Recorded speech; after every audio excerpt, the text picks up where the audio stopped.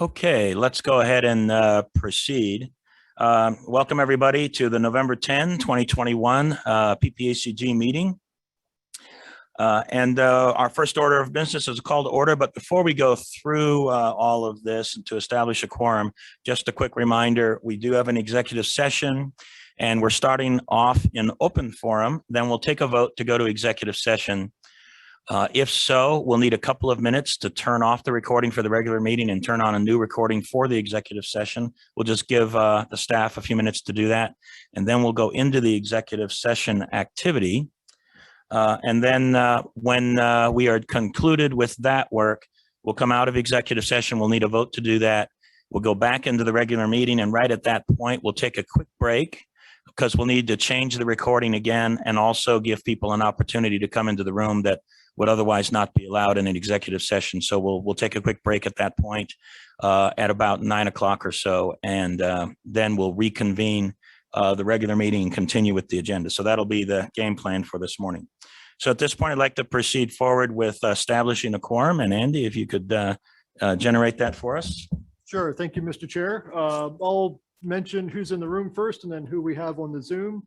In the room, Chair Vanderwerf, also Mayor Sharon Thompson, or Mayor-elect Sharon Thompson from Fountain, Councilmember Dave Donaldson, Commissioner Eric Stone, Teller County, Councilmember Robert Zulaga, Woodland Park, and Mayor John Graham, Manitou Springs. And online, I see Commissioner Dick Elsner, Park County, Councilmember Yolanda Avila, Colorado Springs, and I believe that's it as far as online members, unless I've missed anybody.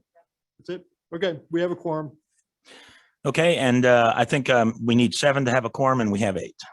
Okay, I'm certain that we would typically have a few more. We probably will at 9 o'clock, and just a few people might not be able to make an 8:30 meeting, or maybe it slipped their mind or something. But we'll proceed forward because we have a quorum. Do we have any introductions that we need to do? I know we have something we'll do on introductions during public comments and presentations. I think there's a person or two we'll introduce there as well. So maybe we have nothing at this point. Nothing at this point. Correct. Okay, very good. And our first order of business then after establishment of the quorum is agenda approval. So I'll just open up the floor. Does anybody have any questions, concerns, or want to talk about anything on the agenda at this point? Yolanda, move to approve the agenda. All right. Eric Stone, Teller County, second. That's been moved and seconded. Thank you very much. One more chance for questions from any of the board members. And hearing none, let's proceed with the vote. All those in favor say aye. Aye. Aye. Are there any opposed? All right, the agenda is approved. Our next order of business is the executive session.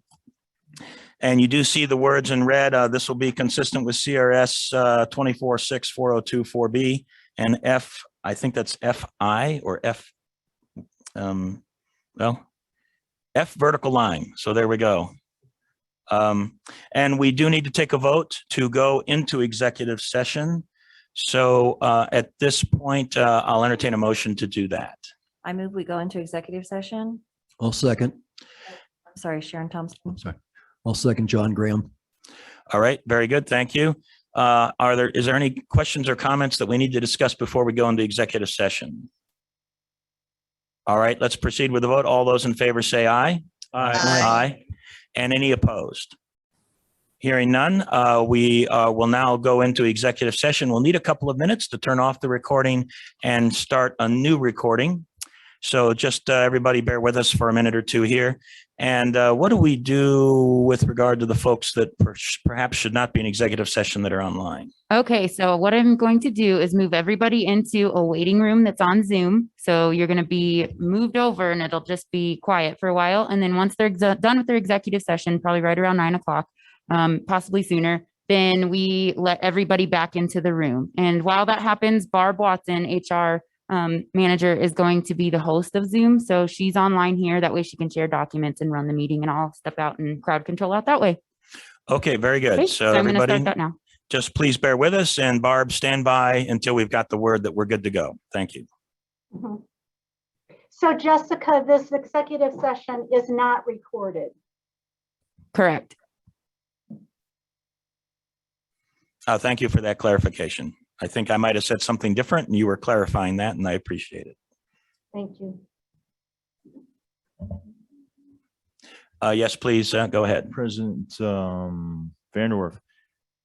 Just to clarify that, I know on city council, we were under that assumption until we found out, well, actually it was recorded and it can, under court order or other situations, an executive session can be obtained by certain individuals. So can someone address that? Is this recorded at all? Is there a record kept? Yeah. This is absolutely not recorded. We turn off the recording. You'll hear it. You'll get an audio cue that it's turned off. Okay. Is there a record, any recording or just documentation of what's said? And actually, let me also make a point. I too also was working on the assumption that the executive session would be recorded. All executive sessions for the county do get reported in a completely separate recording. Just in the outside, very rare chance that there is a core request and the law would otherwise require us to release all or part of it. And there are only some rare, unique instances where that actually happens. So we were advised by council several years ago not to record our executive sessions. And so that's why we stopped recording executive sessions. And I believe that is the practice for the PPRTA as well. Okay. It surprised some Colorado Springs City Council members when what they said in a setting they thought would never become public became public. So I'm really just trying to help everyone here. So Yeah. sounds like here it isn't recorded. Thanks. Yeah. Okay, Barb. So on your end, you should only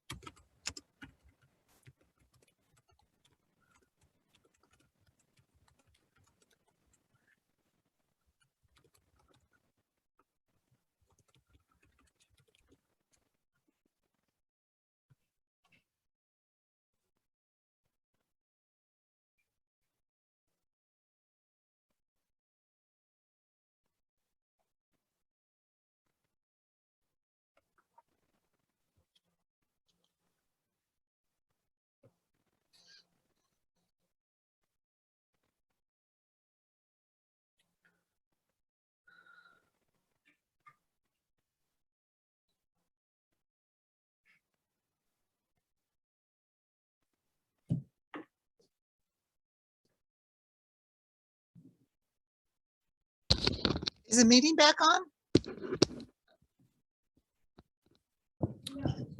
Yep, everything started. I think we're just waiting on Stan to call it back to order. Oh, okay, because I wasn't hearing anything. Okay, great.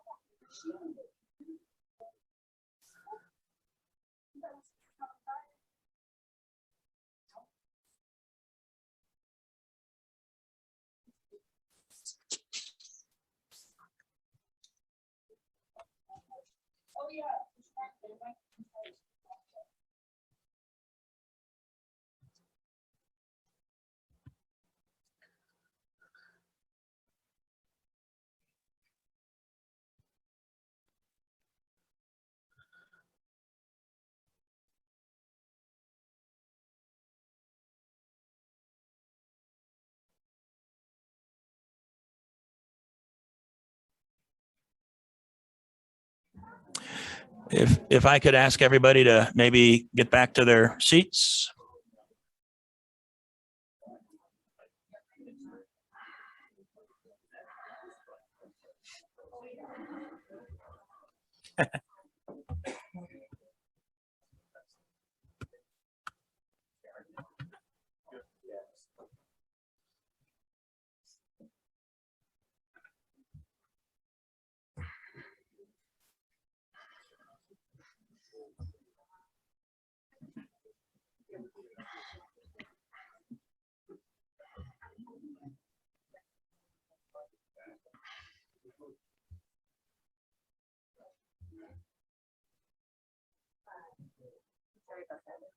No worries.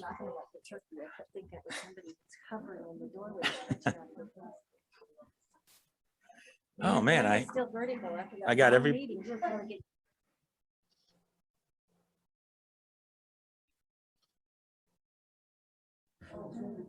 You know, you should know this group by now. We're a little long-winded.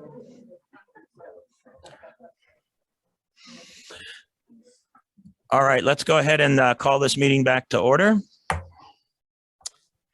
And our first order of business is to come out of executive session. I'd like to entertain a motion for that. So moved. Eric Stone, Teller County.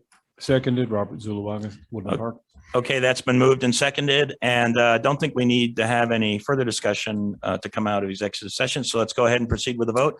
All of the members in favor of coming out of executive session, please say aye. Aye. Aye. Are there any opposed? All right, so we are now officially out of executive session, and just for the record, and we are recording, there were no decisions made in the executive session. We had a conversation about compensation for our executive director going forward. And there will be a vote on that in the December meeting, and that will be a matter of public record. Okay. So I think we've had a few additional members join us since we initiated the meeting. So if we might just do one more roll call, make sure we have a record of who is here. Sure. Can we just do the additions that joined since we mentioned the quorum? Since we started in the room, Councilmember Nancy Hensham from the city of Colorado Springs. Commissioner Williams. Sorry, Commissioner Williams, El Paso County. I think that's everybody, the new people that joined in the room. And online, Trustee Margaret Peterson, Green Mountain Falls. And anybody else new join us? I see Yolanda and Dick are still online. I think that's everybody. Okay, very good. Thank you. And that's the additions to who was already previously present. Let's move on to item number 4, public comments and presentations. And we have one item, which is an introduction of new Ppacg staff. Thank you, Mr. Chair. Just wanted to take just a few seconds here to introduce. I know it's been really difficult for everybody to find and hire new talent these days, but we kind of struck a jackpot, hiring 3 awesome new people. 2 of them are here today. Come on up, Danelle and Casey. You'll recall that Catherine Wenger left us a couple of months ago, took a job in Alaska. She was very instrumental to helping out John with tip-related aspects. And Danelle Miller, we're super happy to have her join us and take Catherine's place. Joined us, what, 3 weeks ago now or so? Yeah, so just an awesome addition to our team. Great planning experience, a lot of military planning experience, but other broad experience as well. So really glad to have her part of the team. Casey Fortman also joined us just about a week or so ago as a GIS planner. We poached both of them from Tetra Tech. I don't think we're going to be on the Tetra Tech Christmas card distribution list this year, but awesome team. Casey just adds a ton of analytical capabilities to our GIS team that we have at Ppacg. So just super to have both of them round out our transportation and GIS team that we have on staff. So you'll see them going forwards, but just really thrilled to have them on board. And just want to mention Colette Fisk could not join us, but she just joined us about a week ago, Barb, as a AAA ombudsman. And our ombudsman team is the team that goes into long-term care facilities to make sure that seniors are getting equitable treatment from care facility operators. They've had just a really difficult job over the past year and a half, as you can imagine. But Colette, really glad to get her on the team as well. Did not come from Tetra Tech. She joined us from, she was with a school district in another part of the state, not in our region, but really super excited about 3 great additions that we've brought on board the past couple of weeks. Well, great. Thank you very much. On behalf of the board, welcome aboard. And thank you for joining Ppacg. And as you know, we've got a great mission here. So thank you so much. And I guess I'm going to be getting a phone call from the CEO of Tetra Tech sometime soon. So, okay, very good. Yeah, that's right. I'll call it a spam call. Okay, item number 5, we have consent items, and there are 3 items: approval of the minutes, the summary of financials, and the functional classification change request amendment. Are there any board members that wish to either pull this off the consent calendar or have a quick discussion about any of these items at this point? Move to approve with no discussion. So there's a motion to approve. Is there a second? Second, Commissioner Williams. Thank you. We have a motion and a second, and one last opportunity if there's any additional questions, comments, or concerns. And hearing none, all those in favor say aye. Aye. And those opposed? All right, those pass. Thank you very much. And we have 4 action items. Item 6A is the first one, our greenhouse gas emissions rulemaking. Mr. Chair, I'll kick it off. John can fill in the gaps here. Not sure what else we need to say that hasn't already been said about greenhouse gas emissions, the rulemaking process, and our comments. We sent out, well, backing up a little bit, great discussion Friday morning after our regular board workshop with board members and others, TAC members and others in the community about the revised rule that came out. So based on that, we worked up a draft letter that we sent out Friday afternoon and shared again this morning. So that's the topic for approval that's suggested for today, so we can submit this before the public comment period closes next week. I think it's on the 18th. John, did you want to hit some of the highlights that we've identified? Thanks. And so if you get an opportunity, just we're going to flash up on the screen the significant dates for everyone to remember and the CDOT website. But basically, the second iteration of the rule didn't change much, but we took that opportunity, especially since once it was released, it included 2 additional documents, one on modeling methodologies, as well as the mitigation strategies. And when taken in their totality, we do have concern of how the rule will be applied moving forward. So we try to just focus on that. Again, we reiterated that our initial comments were still appropriate and still need to be considered. But then we talked a little bit about land use in the built environment.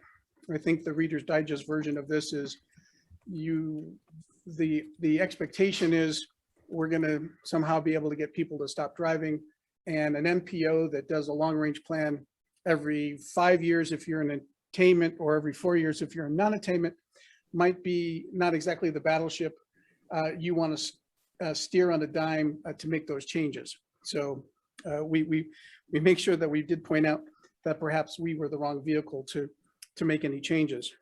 And then there was the specific report, specific comment on the VMT reporting. And our concern about the comments about demonstrating on an annual basis, no increase on VMT.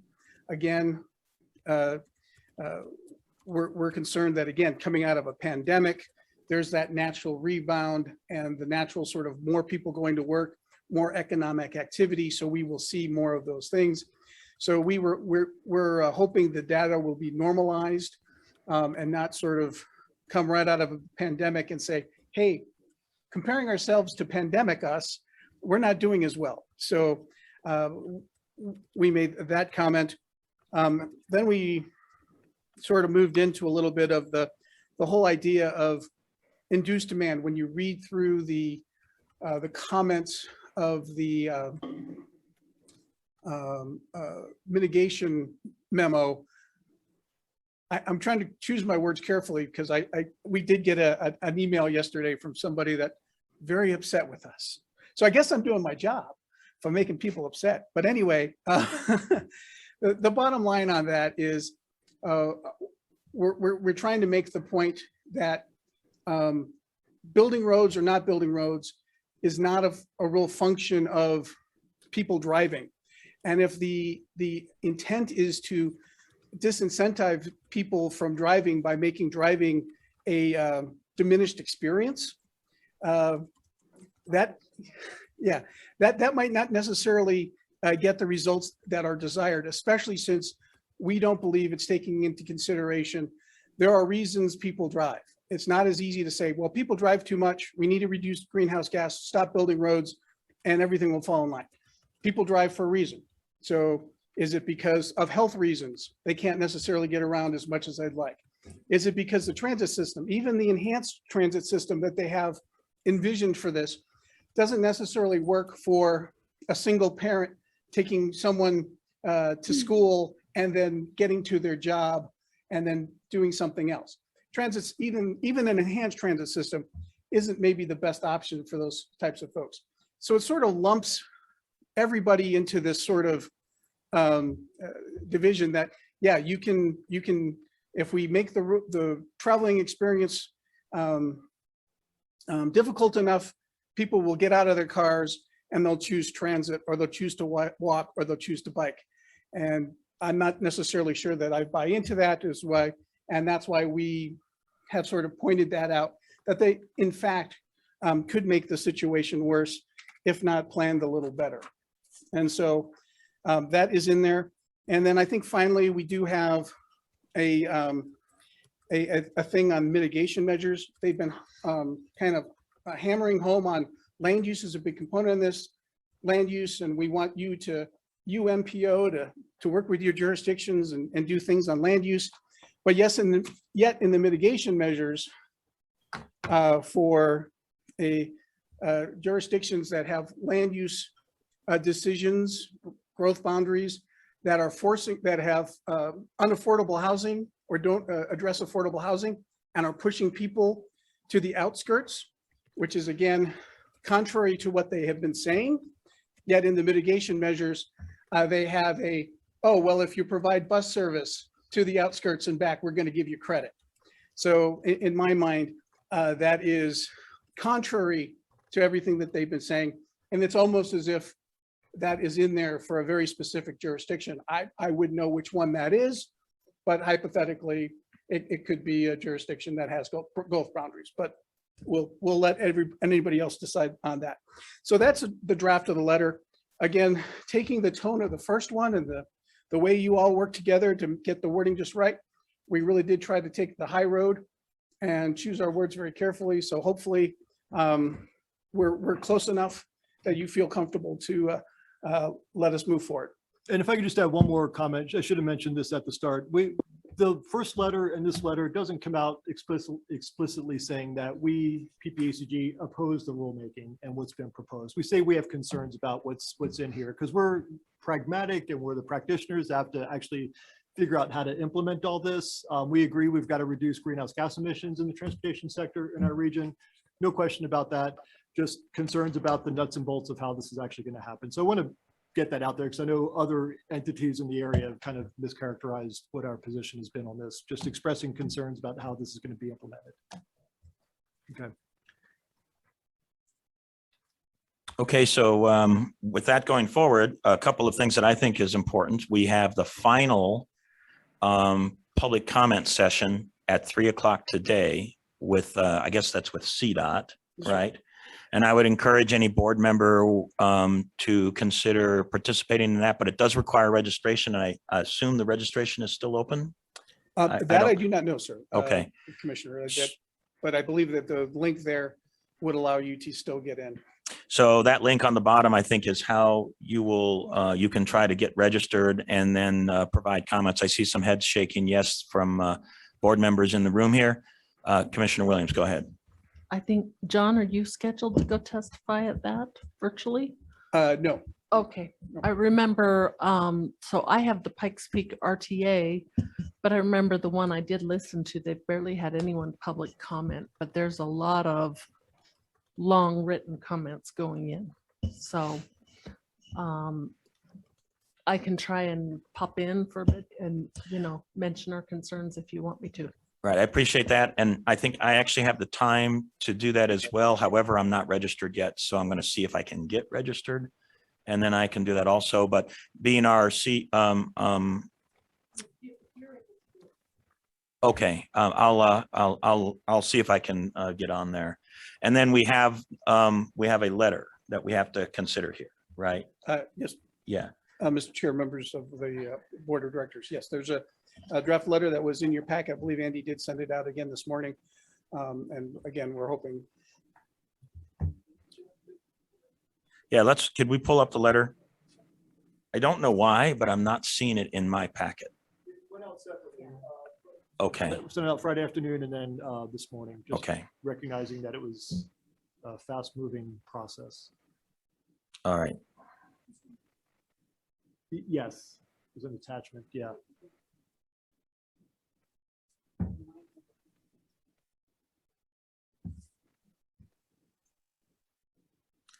So we have the letter on the screen.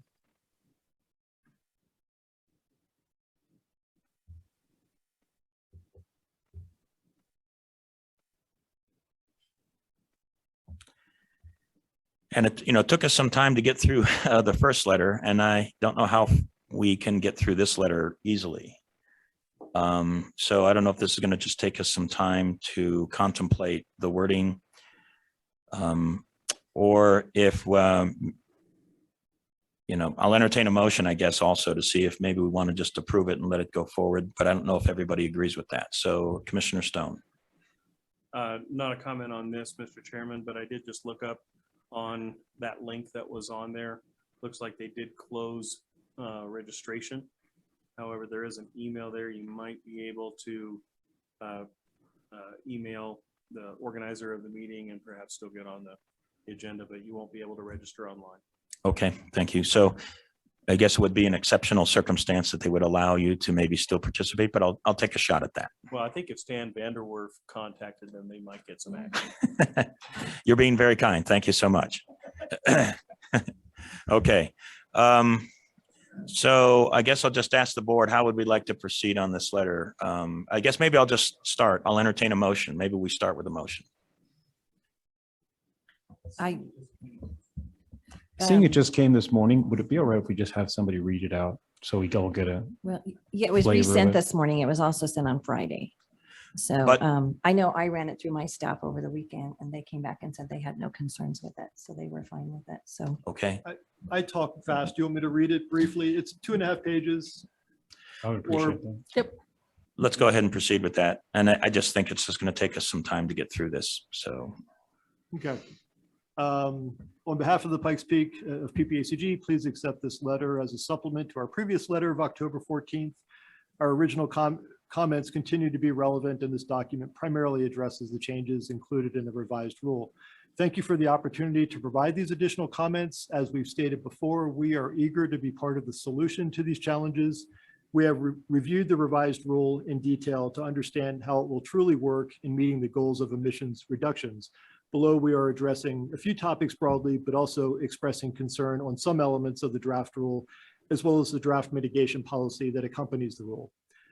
Next section is land use, the built environment, and VMT. As we've discussed at length during this process, regional travel demand, including vehicle miles of travel or VMT, is largely a byproduct of our regional built environment. It is also obviously impacted by many other factors, safe and reliable travel choices that are available, which are also impacted by development patterns, fuel prices, economic conditions, employment options, housing affordability and availability, external growth, etc. The rule and draft mitigation strategies seem to recognize the critical connection between land use and transportation. However, what we feel is missing is the recognition that MPOs have no authority over these factors, including decisions around land use and development. Changing the built environment across the region takes time, so measuring changes caused by land use policy and zoning changes, et cetera, likely won't show real effects for a number of years. We appreciate the inclusion of land use policy issues in the draft mitigation policy. However, the revised rule will now require annual reporting of VMT starting in 2022, which is addressed further below. So our concerns around this issue, where MPOs have no direct authority, are now elevated even further. Next section is VMT Annual Reporting. The revised draft rule now includes a requirement that CDOT provide a VMT report to the Transportation Commission annually beginning in September 2022. If 3 consecutive years of reports demonstrate no decrease in VMT per capita in one or more areas, the Commission shall consider further revisions in order to achieve reductions per the rule's intent. This is greatly concerning in a number of areas. First, we are still in the midst of a pandemic, which continues to impact regional travel patterns.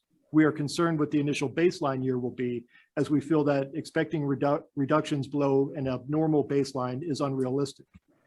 Second, beginning such reporting next year and expecting reductions within a 3-year period so soon by 2025 is occurring before we collectively even have an opportunity to plan, fund, and implement new mitigation measures expected of us by this overall rule. Our understanding of the rule had been that we are planning and modeling to demonstrate GHG reductions, not VMT specifically, in specific horizon years beginning with 2030. We feel this new VMT reporting requirement unrealistically accelerates that timeline significantly. Third, as described above, controlling and reducing VMT is an incredibly difficult and multifaceted challenge. And some of those factors, like land use patterns, take years to show results. Therefore, we are very concerned about enforcement approaches the Commission might contemplate if VMT reductions aren't occurring in such short order, and what further tightening of the rule might mean. Next section is induced demand mitigation measures. When the rule is taken into context with the text of the mitigation memo, it appears that the state and CDOT are willing to allow congestion to get worse in the short term with the promise of long-term impacts brought on by induced demand. And that's where VMT will simply increase regionally when additional capacity is added. The rule seems to anticipate that induced demand will occur each time there is any type of improvement, regardless of local and regional context, and that a large mode shift will occur when congestion increases enough. We do acknowledge that induced demand will occur in certain circumstances. However, the impacts do not occur as pervasively and predictably as had been suggested during this process. Additional travel demand and VMT occur as a result of normal planned growth patterns that were anticipated, as well as with population growth and through latent demand that will occur as a result of enhanced economic activity. Therefore, we do not believe that it is good public policy for the state to indirectly dictate mode choice to the traveling public by diminishing the effectiveness of certain choices.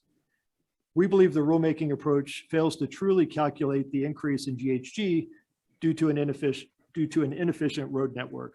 It must be stressed that not all members of the public can easily access transit, even enhanced transit as envisioned by this rule, due to things such as physical limitations and family needs. This rule could make GHG worse in the short term, and if the general public refuses to make changes to their mode choice, it will, and we would suggest changing this to May, it may increase GHG over the long term as well. We interpret the rule and mitigation memo as currently presented to mean that if a region is not in compliance with the GHG rule, that region will not be able to use our federal STP, our surface transportation planning dollars, to implement operational improvements to the system, such as traffic signal coordination or ramp metering. We believe this is short-sighted and may severely impact emergency response times due to congestion, and we do not believe that improvements of that nature are demonstrably inducing demand of more drivers. We suggest a compromise to give those operational improvements a lower mitigation score or value.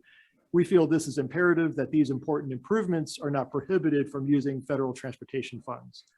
In addition to our broad comments above, the Pikes Peak region offers the following specific comments to the latest draft of the rule.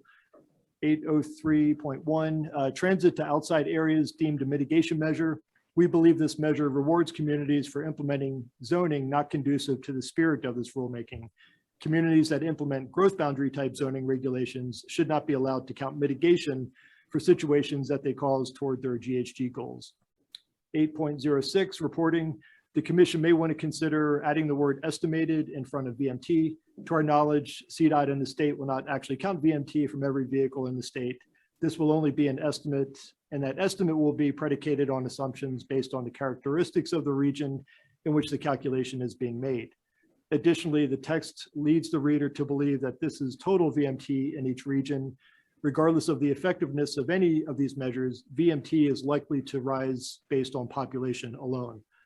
And then 2 bullet points are miles estimated for interstate travel included in this calculation, especially if the interstate travel is just passing through the state.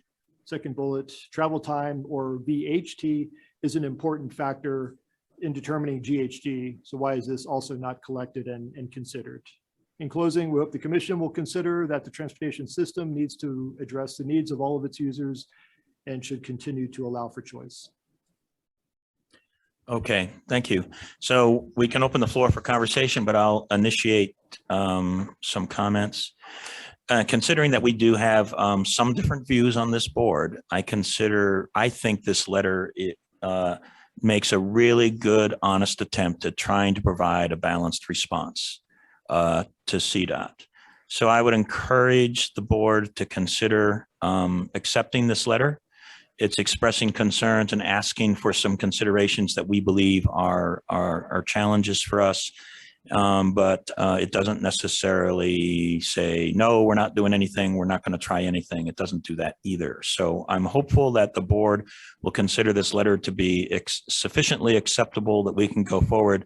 If it isn't, we're going to spend some time here on some issues, and it'll just going to be tough for all of us. But okay, I see some hands raised. Mr. Donaldson.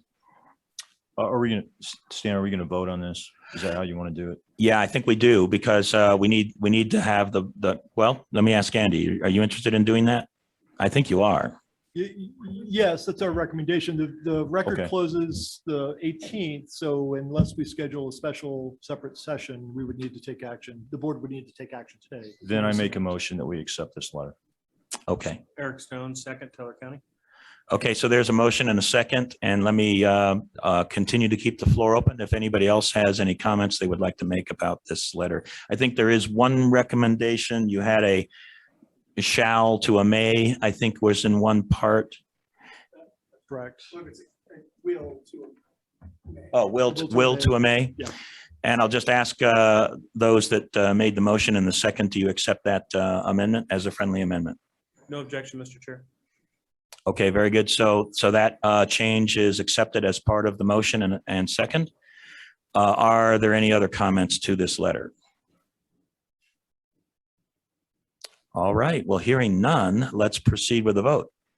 All those in favor of accepting this as a PPACG letter, giving me the authorization to sign it on behalf of this board and send it to CDOT, please signify by saying aye. Aye. Aye. Any opposed? All right, that letter passes. To be fair, I thought that happened a whole lot easier than I thought it would. I Yes, thought the please. whole tone of this letter was really captured. All the suggestions and the discussion that was made at the last meeting over the letter. So I really appreciate that. We took to heart the good conversation last month and the spirit of working together, and the difficulty in trying to get our arms around something really, really challenging. This is tough. So we try to play it straight and not be too overboard with the tone and so forth. So I appreciate that. Really want to thank John. John has been just doing heroic work in this regard. It's a great team effort in coming up with a well-crafted letter, but really appreciate he's been living and breathing this for 10.5 months now. And it's not over yet, which is fine. We'll figure out how to implement this once the final rule gets adopted in December, and much more to come. But And yeah. I'll echo that to express our appreciation to John. And I know that when Andy was mentioning that about the hard work of John and the team, I saw at least one thumbs up from the board members on here in the room. So I would imagine a lot of us do, or all of us do, appreciate the hard work and trying to be thoughtful for what everybody's issues and concerns are with regard to this topic. Yes, Vice Chair. Oh, thank you.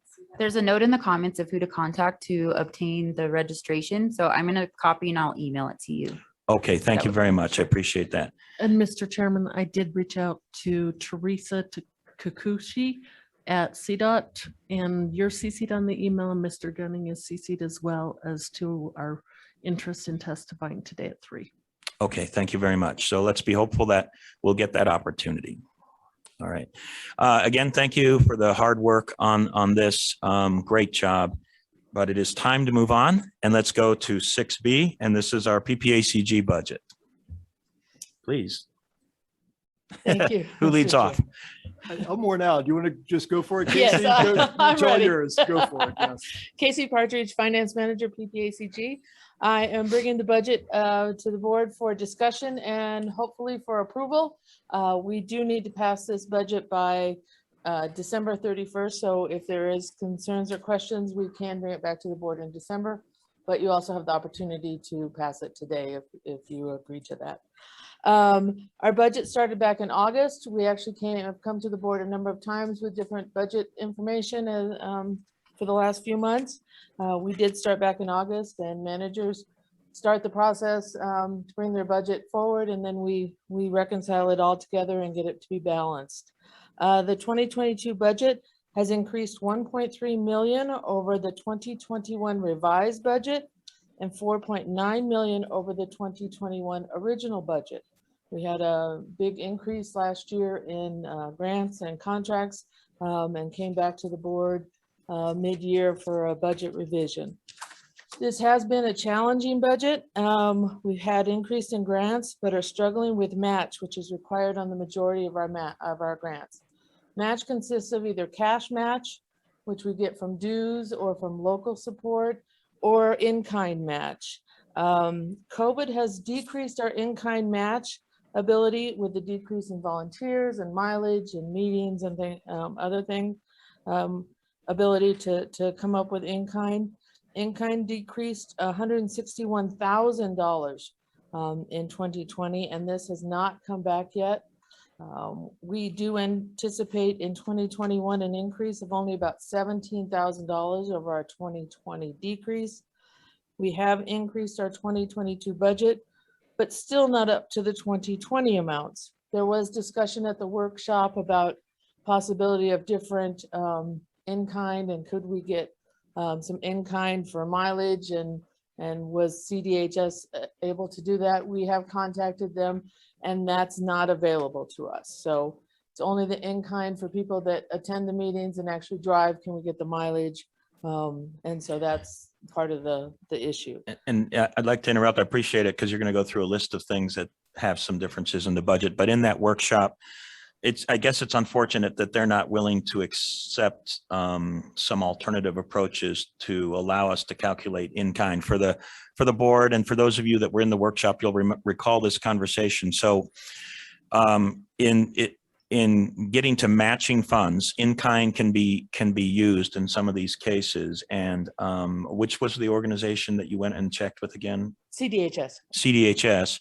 So, because several of these meetings now people are doing online, and they were previously driving in and driving out, the driving mileage could be counted as in kind.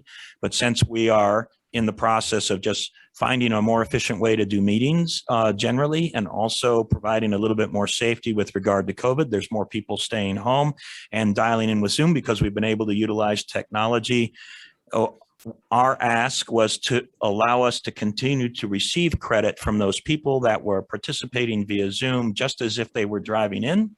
And for those of you that have concerns about greenhouse gas, this is even a process, right, that reduces greenhouse gas by letting people participate on Zoom. And we were hoping they would give us credit for those people staying at Zoom, and whatever the mileage was previously, we could get that counted. And the answer is no. Yeah, they said it's federal regulations, and they can't waive that. All I can say to that is I consider that to be very, very unfortunate, because that means we've got to try to figure out some other ways to address matching funds. Thank you. Okay, so enough said. Please continue. Thank you.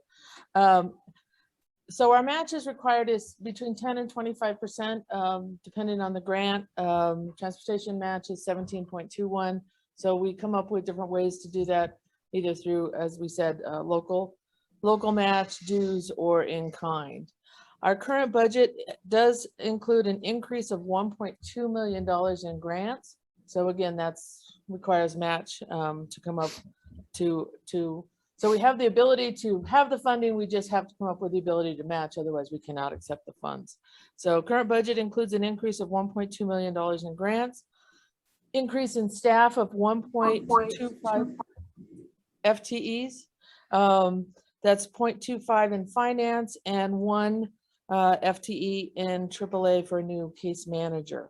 Our wage package includes an increase of $486,000, including a 5.4% in salary pool, increase in insurance costs, and increase in staff salary adjustments to respond to the salary study we have going on in place.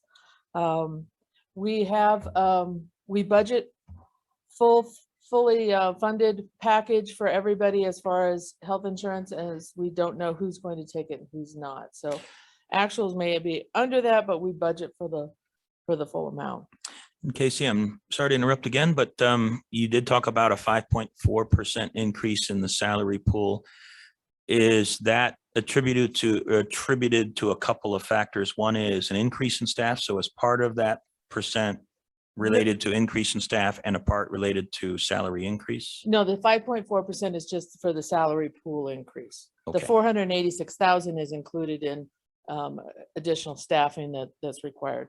We originally, when we came back for the revised budget, we had increased our FTEs at that time 2.25. So total from our original budget, we're requesting a 3.5% increase in staff. We at the original revised budget in 2021, we requested 1 full FTE for 2 interns for the transportation department. We requested 1 FTE for a new ombudsman, and we had a request for a case manager went to from a part-time to a full-time. So that was a 0.25.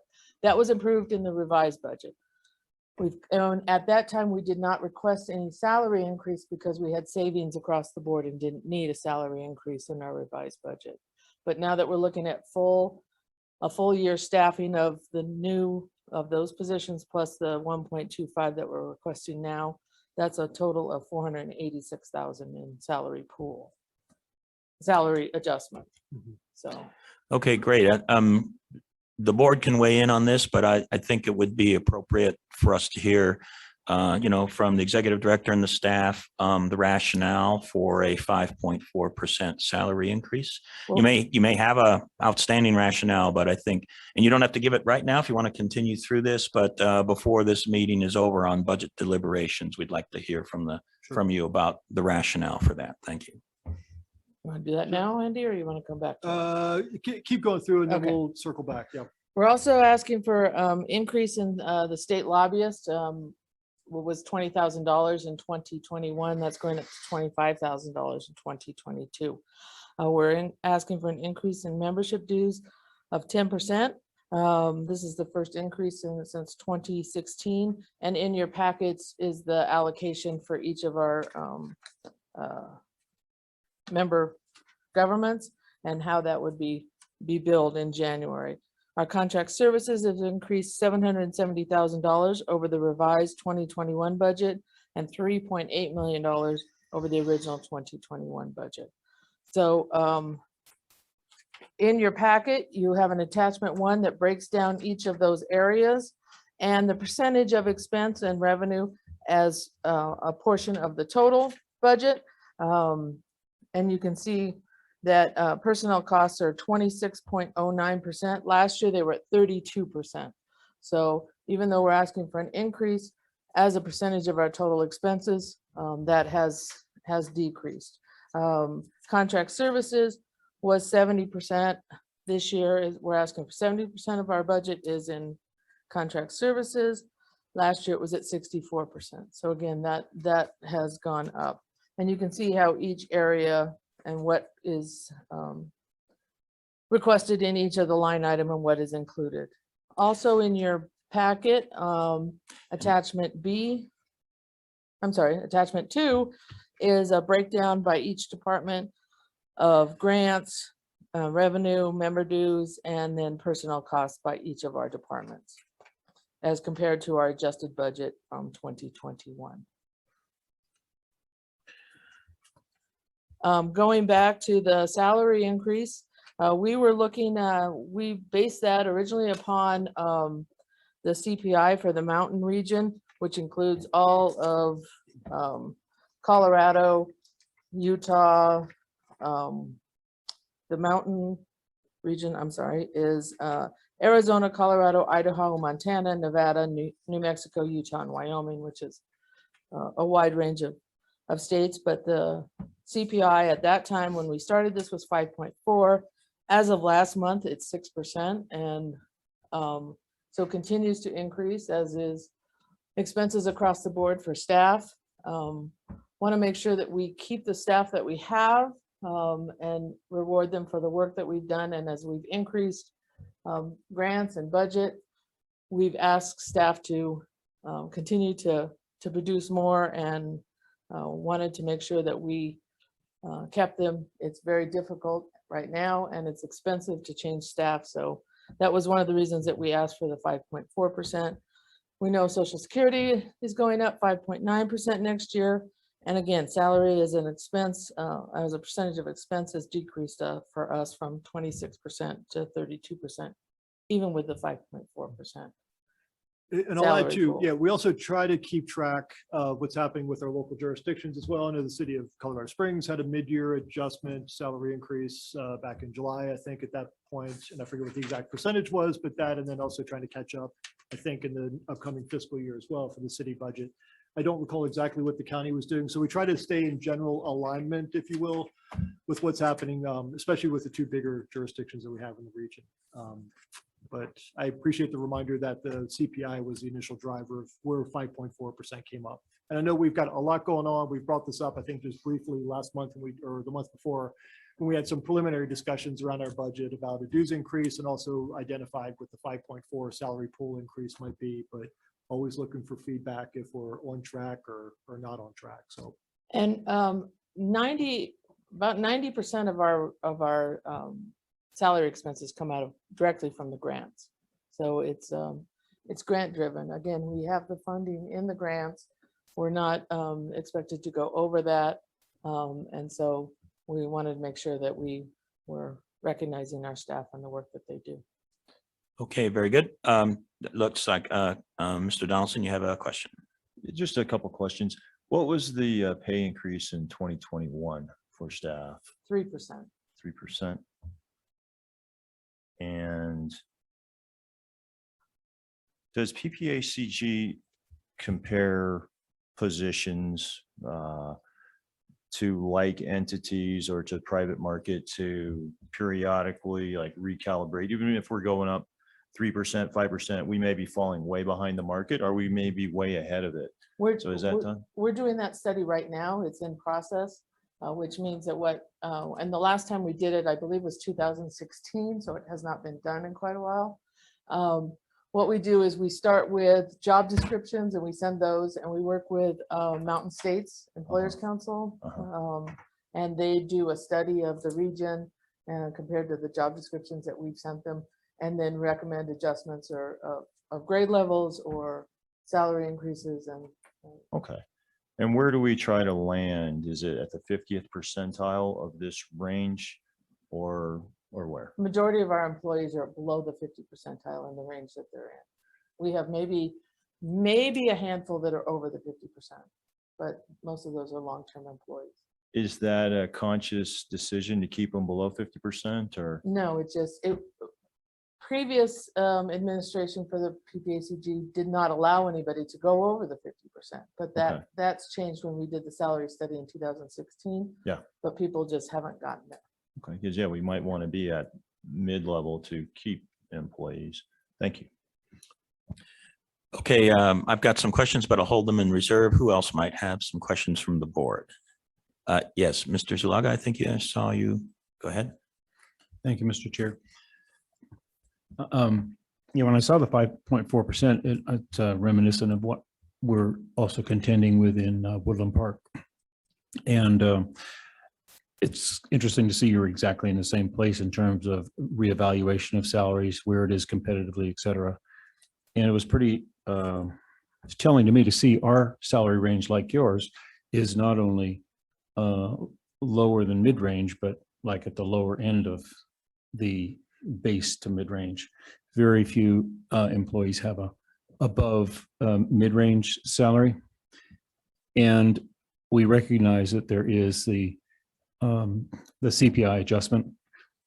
We've elected to look at it more conservatively. We're looking at about a 3.5% increase. We're going ahead with the studies, because to make that budget assessment now when you don't have that new baseline, we thought was premature.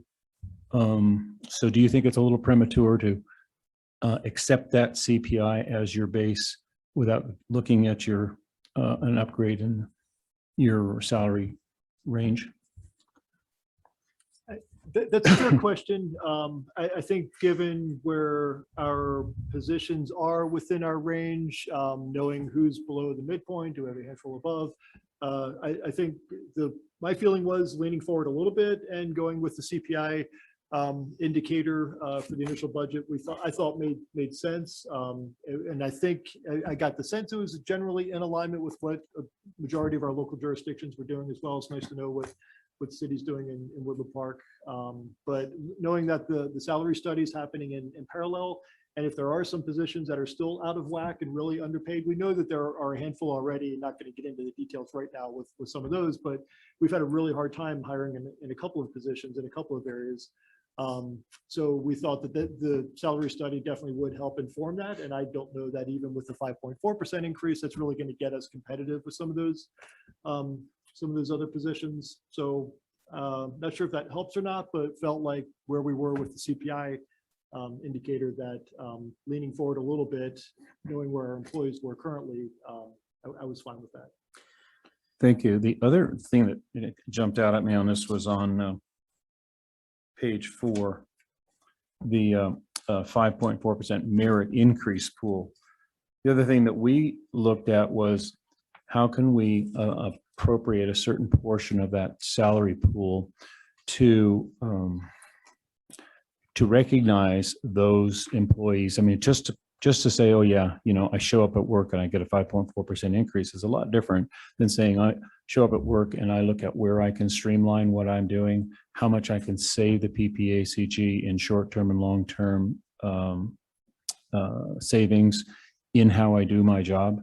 And of course, when the job performance is such that they're adding value, clearly adding value to the reputation, the work, and the skill set of what Ppacg's mission is. So in this proposal, what percentage are you allocating for merit versus just across the board increase? It's all merit-based. It's all merit-based. We do evaluations for all of our employees, and then the pool is 5.4. So we know what we have for a pool, and then it's allocated depending on what the evaluation state for each employee. So some may get more than the 5.4, some may get less, depending on their performance. Okay. And then my last question would be, are you waiting to implement this merit pool until you have had the study done on where your salaries are? No, these would go into effect with our end of the year evaluations that would begin in December. So it would take effect in January. Salary study will be finished up a little bit later. Barb's not online, but later, probably end of the first quarter, early second quarter, 2022. So when would you recognize that, or you're not looking to address that this year at all? You're just going to study it this year and not do any? There's a budget set aside that we've recommended as well for a modest increase, and Casey's probably looking up the number. Yeah, for those positions that are still, if they are below market still, then we're going to address those when we get the results of the Employers Council study. Yeah, in the total package of that I mentioned, the 486,000, we have about 20. I'm sorry, the exact number is 28,222 for those range increases that might happen. And again, if that doesn't happen and doesn't need to be used, then it won't be allocated out. Thank you. Okay, and I know that there's some other board members that have some questions and so forth. One of the things, but I'll make a quick point. One of the things that I've always made a point, because in the county, when we do our budget deliberations, it's brought to our attention that, across the board, our salaries are lower than the top 10 counties, in Colorado. That's frequently a topic of discussion. But I want to make the point that sometimes the cost of living in other parts of Colorado are much more than here. Now, that's been leveling off a little bit more because of cost of housing locally. And what this basically means is there's a lot of moving parts that, how do you get to what is truly a comparable salary? Because in other jurisdictions, taxes are higher, cost of living is higher, groceries are higher. So a comparable salary that would be a value of that salary, you could be 5, 10, or, more thousand less here and still have a comparable salary. But then we have the moving parts of increased housing costs, and I think it's hard to calculate all of that. So part of this is about inflation, but part of this is also about, it's a little bit, at least I think it's still less expensive to live here than say in Denver. Having said that, wanted to bring that point up. Councilperson Henjum, did you have a comment? No. Okay. And then Dave, I think, did you have a comment? Just one question, so I'm sure I understand correctly. Then Ppacg doesn't have what on the city side they call a market movement increase, which is just everyone is going to get 3%, because in general, that's what all positions are going up in this region. You don't do that. Some people are going to get 0 increase. We don't do that. Back in when we did the salary study in 2016, we used to have just everybody got a flat rate.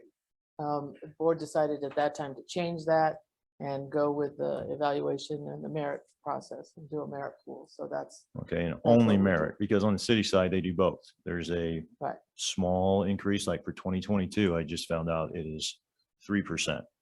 Is that market movement, and then some will receive more based on other things. So, okay, thanks. And as a follow-up to that question, with this all 5.4%, you're asking to set aside that amount of money for merit pay. If an employee receives that merit pay, does that become a permanent increase in their salary, or is it just merit for that year? No, it's part of their permanent salary increase. All right, thank you. Councilperson Hinton. Well, yeah, I mean, I think you do want to make sure that you're taking into consideration that all your positions stay within a band or a range that you can afford going forward if you do lose someone, right? I mean, so I think that's part of the benefit of keeping up with the market and trust that you're doing that, whether you do that across the board blanket or, I hope you're taking that into consideration. I think I saw a response from Andy that you are, is that correct? Taking that into consideration? Well, sure. I mean, this becomes baked into what that person's salary is, and it stays, they keep it, and then subsequent merit increase pools that are approved for subsequent fiscal years are eligible as well then too. But if they do leave and we've got to fill that position, then we try to hire, not at the midpoint necessarily, closer to the lower, but there's some flexibility depending on how we've budgeted for that position in the past. And Commissioner Stone, I think you had a comment? Yeah, actually, it sounds like it's very similar to what Teller County does with our merit pay increases also. And of course, what we found is generally the only people who are, quote, going to get 0, those who just started, that, they're within a certain, initial starting period that, they won't benefit until the next budget cycle of a merit increase, because you don't really have an assessment of their job performance at that point. But then also is that those who are below a certain level, depending on how the scale is that those are generally people that aren't going to be with you much longer. So, it's twofold. It encourages people obviously to do a great job and rewards them for doing a great job. And then subsequently, it also does not reward those who really aren't meeting standard. So I think it's certainly a good system, and I commend you guys. Thank you. And, the county, El Paso County isn't thinking about, something in this kind of level. We're more in the 3% level. And it's a topic that's pretty, a pretty major potential impact. With 2,880 employees, just small percentage increases is multiple $1 million increases. So that's one of the challenges that we have. And, I just consider it to be unfortunate that it seems like we're moving into a time period with increased inflation. This is going to put a lot of pressure on all of us. And I think that's one of the challenges we're going to see more of going forward. Are there any other comments or questions with regard to this particular point, the 5.4% merit increase? Okay, hearing none. There is one other point in here. It's talking about also an anticipated increase in health insurance. Is that an increase in health insurance cost for the same benefit, or is there a conversation here about increasing benefit? No, this is for the same benefit. Our actual benefits that we offer now are not available anymore, so the cost for employees is going up in co-payments and other areas. But we are trying to stay where we were before, not increasing benefits. Actually, they're going down a little bit, but we have received an cost increase from, we're with Kaiser right now. And so we have received a cost increase from them and from some of our other benefits that we offer. And I'm trying to pull that up right now. Sorry about that. It's each one is different. Each of the benefit areas are different as far as what the increases is. It's about a 13%, I think, in health insurance. Does that sound right? I'm sorry. I should have that number, but I don't right in front of me. And Barb's not online. She has that Or number. maybe zooming in. Barb, is that something you have? Overall, I think it was about a 9% increase across the board with our different ones. Some are higher and some are lower. I'm here. It was a 5% increase in medical Kaiser, and it was a 9% increase in the dental and the vision insurance. Okay, thank you. But with our additional employees and things, it's gone up to about a 9% across the board. Okay, thank you. So with regard to this 2022 Ppacg budget, we do have an opportunity to vote and approve it today. If we continue to have concerns or questions and want to have a further dialogue, we can still vote on this in December, if I understand correctly. Is that correct? That is correct, yes. Okay. So I guess at this point, I just want to see what the sentiment of the board is. Are you interested in pursuing a vote today? Or would someone like to make a motion with regard to the budget? I move to approve the 22 budget as it stands. I think we have great leadership and Casey, and they know where the numbers are and where they fit. And so I would make a motion to approve the budget. I'll second that motion. Nancy Hingham. Okay, that's been moved and seconded, but I think I saw some people preparing to offer some comments. Or I was either going to make the motion or second. Everybody beat me to it, so I'll be quiet. Thank you, Commissioner. I think we can record you as the second. How about that? Okay. And then I'd like to hear from everybody else on the board. And I do see some people, looks like they're thinking thoughtfully about potentially the budget and might have some comments.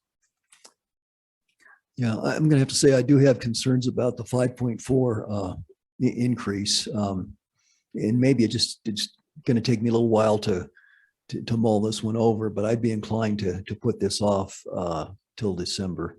Normally, I don't like procrastinating, but I would like to sleep on this. This compared to what I hear the county and then City of Colorado Springs with the corresponding anticipated increases are. I think maybe we need to step back and swallow deeply on this one. I know in the city of Manitou Springs, this would be well beyond our even our consideration. So that's my quick and somewhat emotional thoughts. I appreciate that. Other comments? Yes, Mr. Donaldson. And Stan,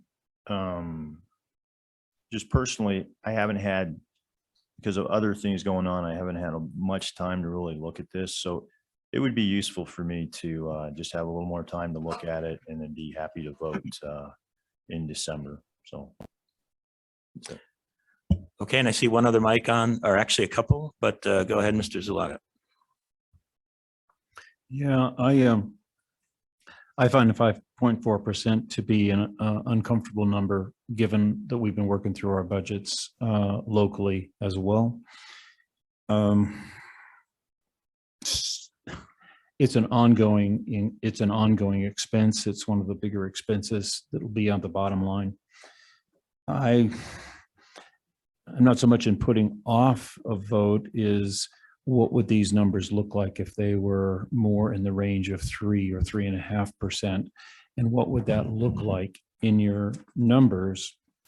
We'll And lose then employees. when you have your evaluation, when you have your salaries evaluated, could that be re-brought to the board, and can perhaps an appropriation or something be looked at next year?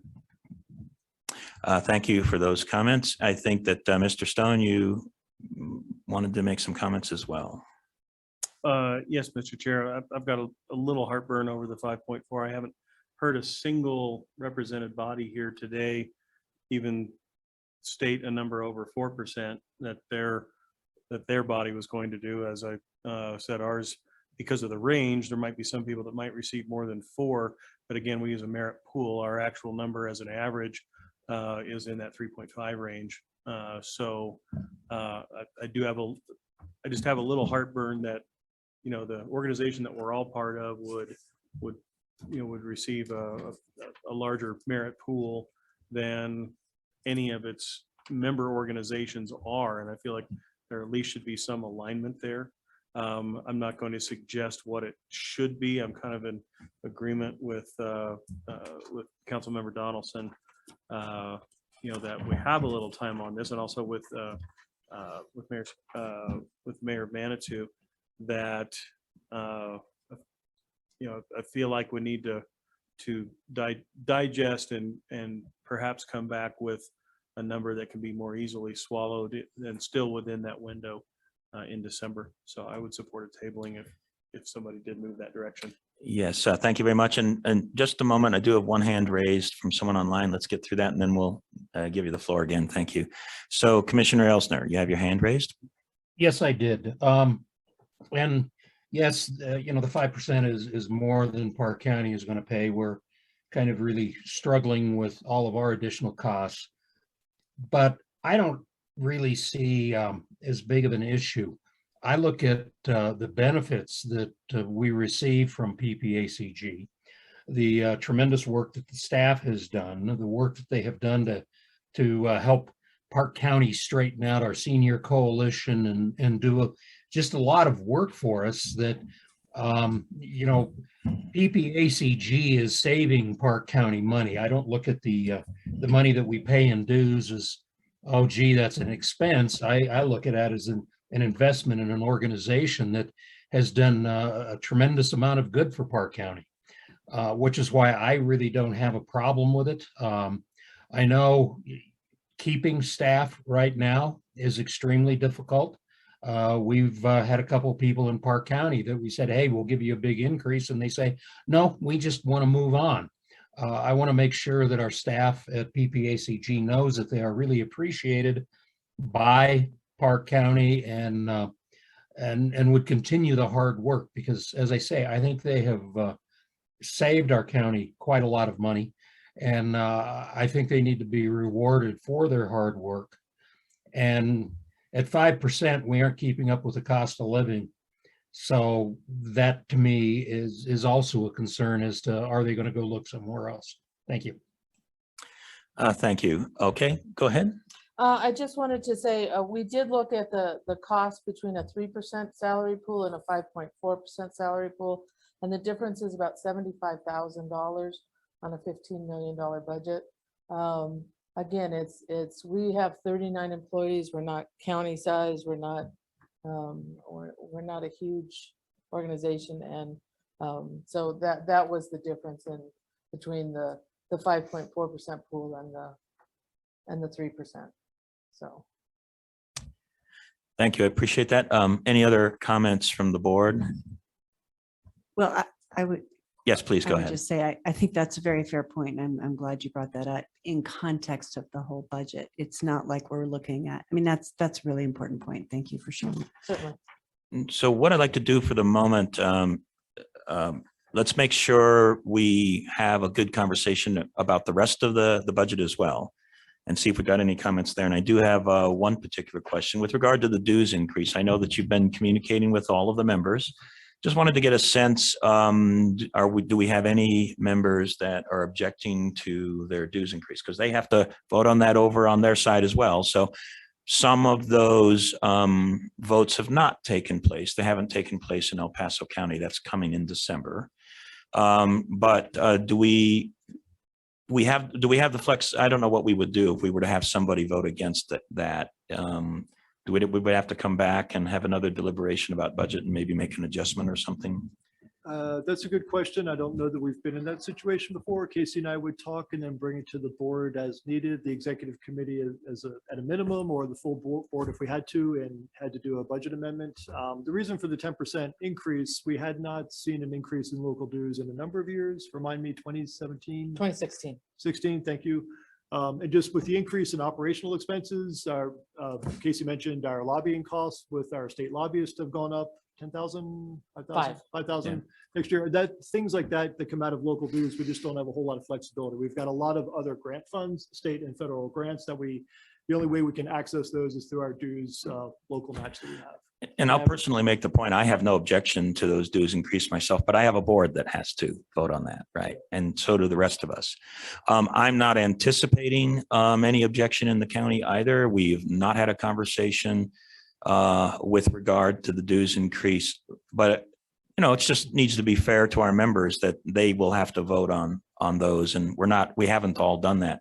So maybe in this particular area, if we were to go forward with a vote today or to vote next month, if we don't have all of our members having completed their votes on their budget yet, we would just have to have some kind of contingency, until those votes are complete. And let's be hopeful that maybe they will all vote for it and we won't have an issue, but we're just going to need to figure out a way to adjust if it doesn't work out that way. So I just think that might be an important point. It's just a matter of process to make sure the process works right. But the one last point on that, you haven't had any of the members actually push back that you're aware of, have you? Have not. And Okay. I've gotten the word out to city town managers just to give them a heads up. That was a couple of months ago, and did follow up and haven't heard any concerns. Okay, all right, very good. That was my last remaining question. Are there any other questions about anything other than the 5.4% salary consideration? Yes, Vice Chair. With the legislative budget going up to $25,000, Lauren has told us she's moving on. Has moved on. Yes. Congratulations, Lauren, right? That puts it into the RFP process, correct? Correct. Okay, I would like to, really feel comfortable with that. I know when we started the legislative a few years ago, everybody just kind of threw names out because we were so new and not really knowing what we're doing, just putting our toe in the water. But I'd like to see us be a little bit more professional with the RFP process on that, even if we're not agreeing to that amount. Okay, thank you for that comment. Any other comments on any other parts of the budget? I do. Yes, And I go think the ahead. lobbyist is like 25% increase, but Casey, what was it? Well, I don't know what the acronym it's tied to, the 5.4%, but you said something about it going to 6% already. What is that? Yes, it's the CPI, where we look at between it changes monthly depending on where it was a year ago at the same month. So every month it goes up or down depending on what, and it's the consumer price index. Yeah, I was Okay. trying to figure out, remember where it came from, but yeah, it's the U.S. Bureau of Labor Statistics puts that out. So And so I'm sorry, go ahead.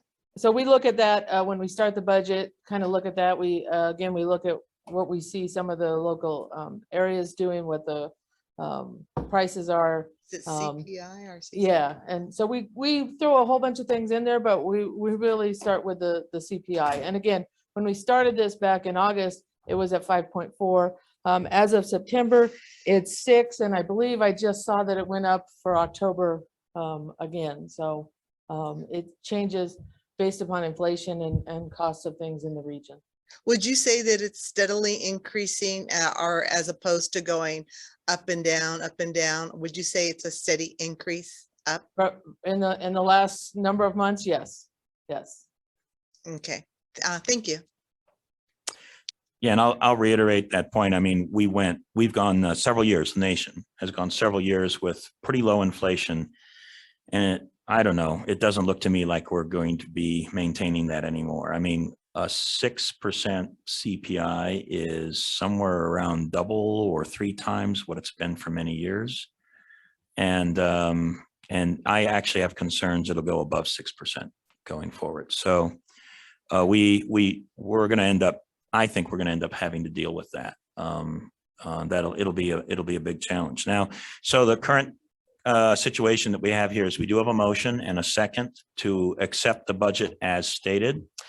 But we also have several members that I think are interested in having some time to contemplate the budget further. And I will make the point, I think the sense I have of it, but y'all can express a difference, is I don't think we have any other topics to discuss on the budget other than this particular point about 5.4% merit pay increase or something else. So I think that's where our conversation will predominantly revolve around if we defer this for a month and vote on it in December.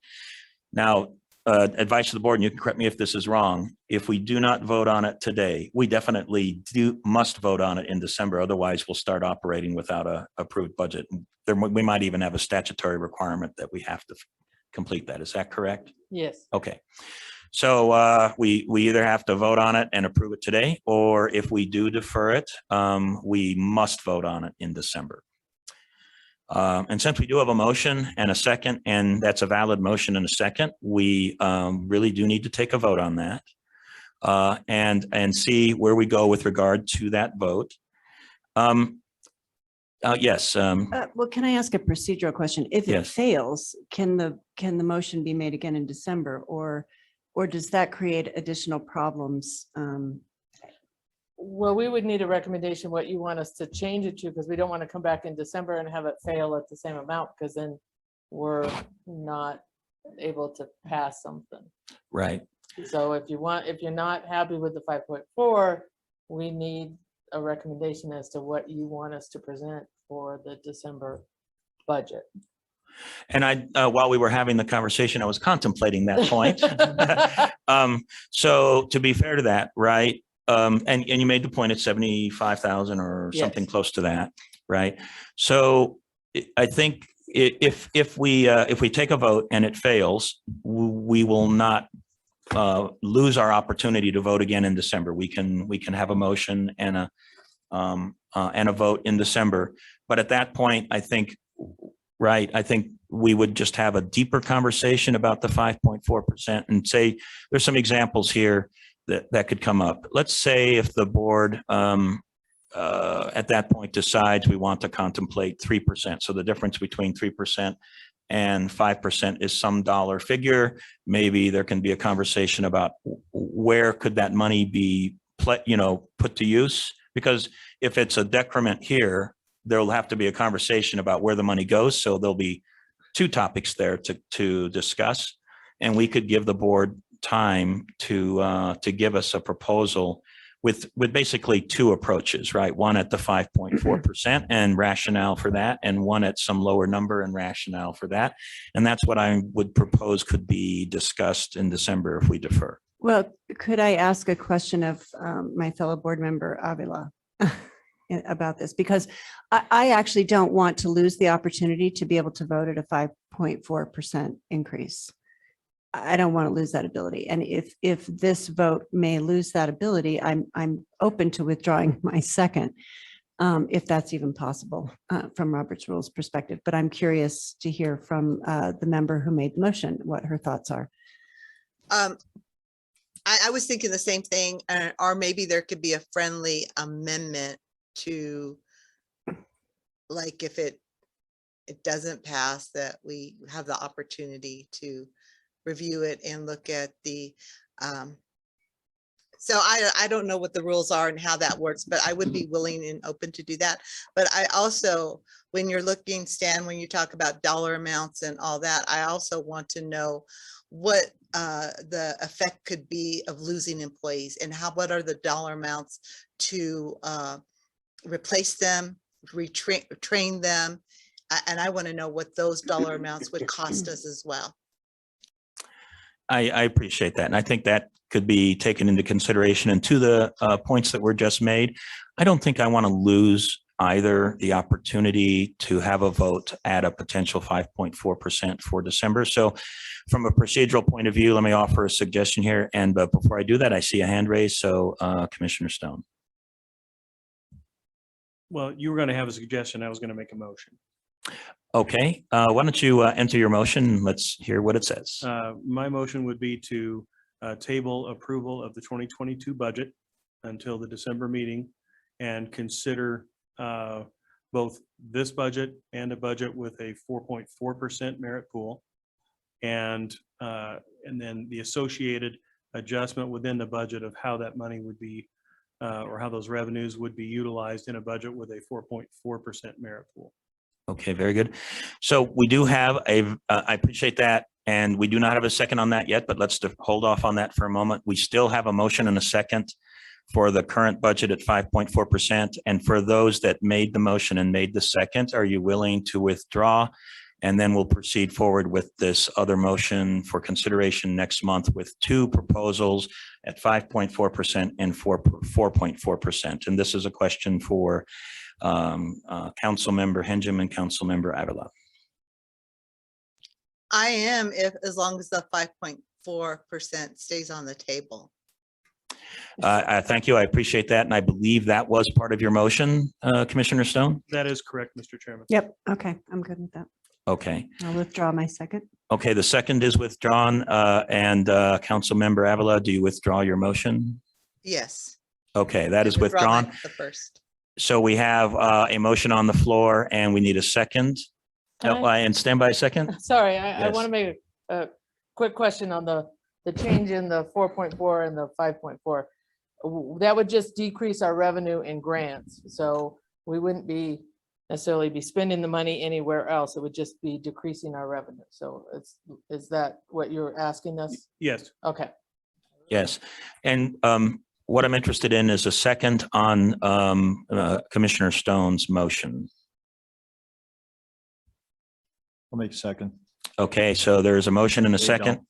I'm sorry? Oh, thank you. I'm sorry. And to the point that was just made by Casey, I think, right, so there's two proposals with this motion a second. We're going to vote on this in a moment, but we will ask the staff to come back and talk to us about the impacts, positive or negative, about either one of those approaches, right? Yes, Commissioner Stone. Just as a discussion point on the motion, Mr. Chairman, the other piece to this that we're looking at is there is a salary study which is currently, that is beginning.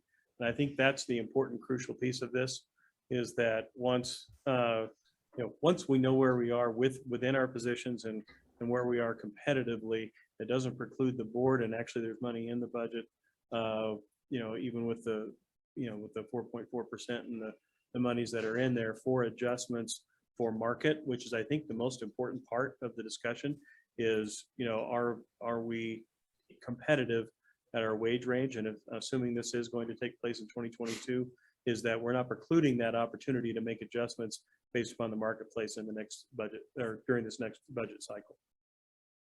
Thank you. I think there's a hint there that if we have a CPI challenge going on through the course of the year, there's nothing that precludes this board in working with the staff to consider other adjustments going forward. Did I understand that correctly? Yes, Mr. Chair. Yes, thank you very much. Okay. And we have a couple of hands raised, so we'll start with Mr. Zulaga. Thank you, Mr. Chair. So Casey, will you go back and tell me a little more carefully, what are you saying about the grant money? Yeah. So you're saying, will you kind of give me a better understanding of how that plays into the salary proposed increase? 90% of our funding comes from grants, and so the grant money is paying for the salaries, and 90% of that increase of that $75,000. So we would just decrease the amount of grants that we're going to accept to cover that cost. So because we have budgeted everything else, that comes from the grant funding. So we would get the full amount of our grants, we just wouldn't spend all of it.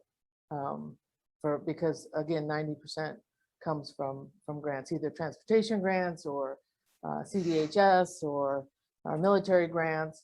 That's where 90% of our, and then our administration salary gets charged out to those grants also. So those are picked up by the grants.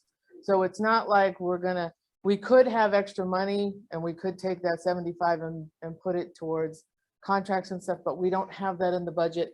Those weren't cut from the budget, so it's not a need. So we would just decrease our revenue by that amount. So the grants accept whatever proposed salary amount you put into the grant. Is that how that works? You make an application and they say, yes, we'll give you this much money Yes. based on your recommendation? Is that how that goes? We request funding for the grants, we kind of break it out and here's our proposed budget, and that's included in that number. And again, this is based upon 100% of the employees staying for the full year and 100% of the 5.4. So our budget is the plan. Doesn't usually happen. So when we bill and we put the budget in, we don't normally bill our full grant amount. We always have carryover in all of our grants because we're not spending the money. You have somebody that leaves and may be gone for 2 months or 3 months before we rehire. Last year, we went 11 months without rehiring. So there are the gaps, but the plan, this is the plan. And so we do, when we go to budget for and we ask for military money, we say, this is what we're asking. Most of the grants have the ability to move the money around if we need it for more salary or other areas. But since I've been here, we have not spent down any grant to zero. Nor do we want to plan to throughout the year, because that really would Right. box us in. And by and large, most of our grants are formula driven. In transportation, we know what we're going to get for the most part over the next, say, 5 years for our staff and for planning studies we're going to do within the organization. Pretty much the same thing for the AAA grants that we get as well. That's very It's helpful. complicated. But You it's pull the also very string helpful. And it has other impacts as well. Yeah. All right. Thank you. I think after what I've just heard, I think there is some complexity in how that's addressed.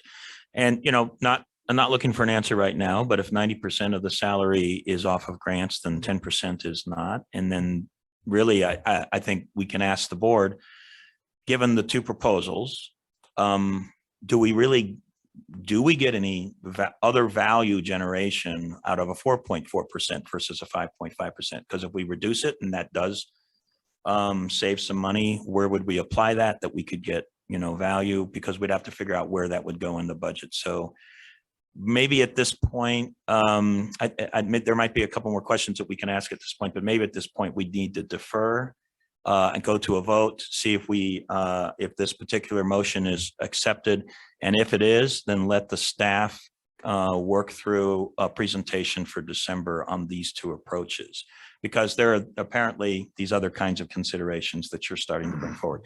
Mr. Donaldson. And that information is probably very useful in helping me to choose between 4.4 and 5.4.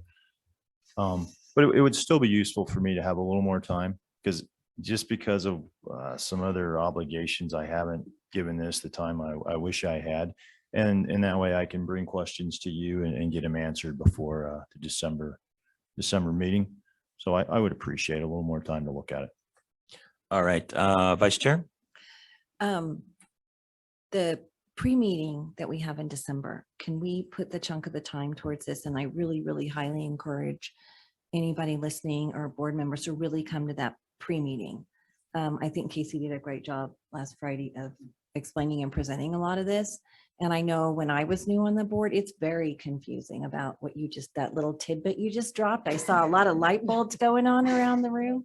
And I think that's just because I'm glad we have a lot of new board members here and they're asking really, really great questions, but it's very difficult. I think as some people are expressing, really to kind of get your hands around all the different ways that Ppacg works. So if we could dedicate a little bit more time towards that at the pre-meeting next month, because I think it sounds like this is where that's going to go. Because I've been counting the votes over here. Yeah, picking up on that as well. That's a great observation. Thank you for that. One thing I will remind the group about, I was going to mention this under my report, but we're going to use the pre-board work session in December as a mini retreat, expanded board workshop. So, but yes, we'll definitely weave this in. This is going to be a primary topic, I'm sure. So, yes. Okay, thank you. We have Commissioner Stone and Commissioner Elsner. And Commissioner Stone, why don't you start? Yeah, actually, I'm good. Thank you. Okay, very good. Commissioner Elsner. Yeah, I was just going to say that, the amount of the difference in salaries and then the additional work that staff is going to have to do trying to come up with two separate budgets. It's not just, oh, I can take this down. She's going to have to do a lot of other work. Is it really something we want staff to spend a lot of work on when we're only talking $76,000 overall? And I think the 76,000 was based on going from 3.5 to 5, not the 4. So, I still am hesitant to say that it's worth staff's time to go through this. This information was available. We did have a work session, and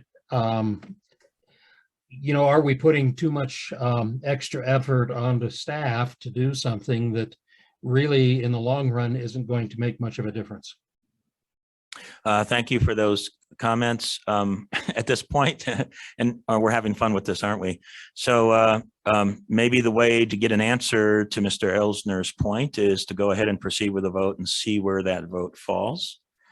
And if this motion, fails, we can do another motion. So yes. Well, at the risk of putting our executive director on the spot, I would very much, Andy, appreciate hearing your recommendation to us. You are the executive director of this organization. You've thought a lot about this. We just did your evaluation. We think very highly of your leadership, and I'd be very interested in your thoughts.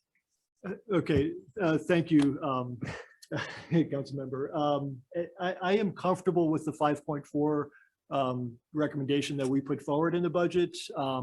We've got some other ideas for how to maybe approach this discussion in the future. I know we had a draft budget we brought forward back in September, I believe it was, where this was on the agenda, and clearly we didn't amplify this enough, and it's more of a laser focus today. So I think that gave us an idea that we really need to maybe amplify issues like this at our preliminary budget discussion that we have a couple of months before we have the board actually vote on it. That said, I'm ready to stand behind that recommendation of 5.4%, but I also want to make sure that the board is comfortable. And if we are out of alignment with what our local jurisdictions are doing, that does concern me. I think this is confusing. I know the city made a mid-year budget adjustment in 2021 and planning for something in 2022. And I think holistically, I don't think we're that far off, if at all, with what we're recommending here. But I think there's been some kind of misinformation or confusion around that a little bit. So I would be more comfortable, I think, getting a better understanding of what the local jurisdictions are doing. Casey and I can crunch a few numbers to show what the differences would be between, say, 4.4 and 5.4% to bring that back. We've got some numbers that we can maybe put together as well to show where, just in aggregate, where our staff are, how many are below the midpoint, below the quarter point, and above the midpoint, and so forth. So if that would help the conversation, I'm totally fine with that. One suggestion that we've actually talked about internally in the past is that maybe we need a budget subcommittee of the Ppacg board. We've got a legislative subcommittee. We've talked about is there value in having maybe a budget committee or a finance subcommittee. So I think that's something that we might throw into the mix as well when we have a future budget discussion. So that said, I'm not sure if that's a good way to answer your question, but I'm comfortable with what we put forward for sure. Want to retain and attract really good staff. That's what you asked me to do 3.5 years ago when I got here. But I'd feel more comfortable if you were all more comfortable, because I am concerned about that. Thank you. And Andy, that was an outstanding diplomatic response. I appreciate that very much. He is such a diplomat. Mr. Chair, may I say something? Yeah, just a minute. Council member Commissioner Stone had his hand raised as well, and we'll get through everybody here. And it is taking us a long time, but we're having a good conversation. So, Commissioner Stone. Yeah, budgets are important. Thank you, Mr. Chair. And I want to thank everybody for the discussion, number one, because it's helped highlight some things. Thank you for your response. Andy, and based upon that, I'm not sure that with my motion that the juice is going to be worth the squeeze. With the second, Can we make that the quote of the day? So, but with the agreement of the second, I would withdraw my motion to table.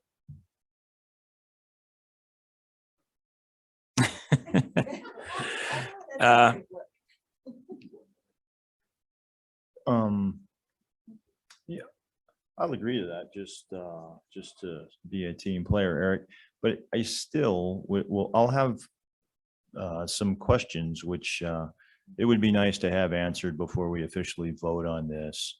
I don't want to be the log in the middle of the road, but it would be nice, especially if you're comfortable with that, Andy. Sounds like you would like to have check into a few things, make sure we're aligned with the regional municipalities and organizations, and that would really be my goal, and just in a friendly way to talk back and forth. And so when it comes time to give you the thumbs up, I'm 100% confident. Thanks. And actually, Mr. Chair, I guess what I really should be saying is not to withdraw the motion, but to amend the motion to simply table until the December meeting.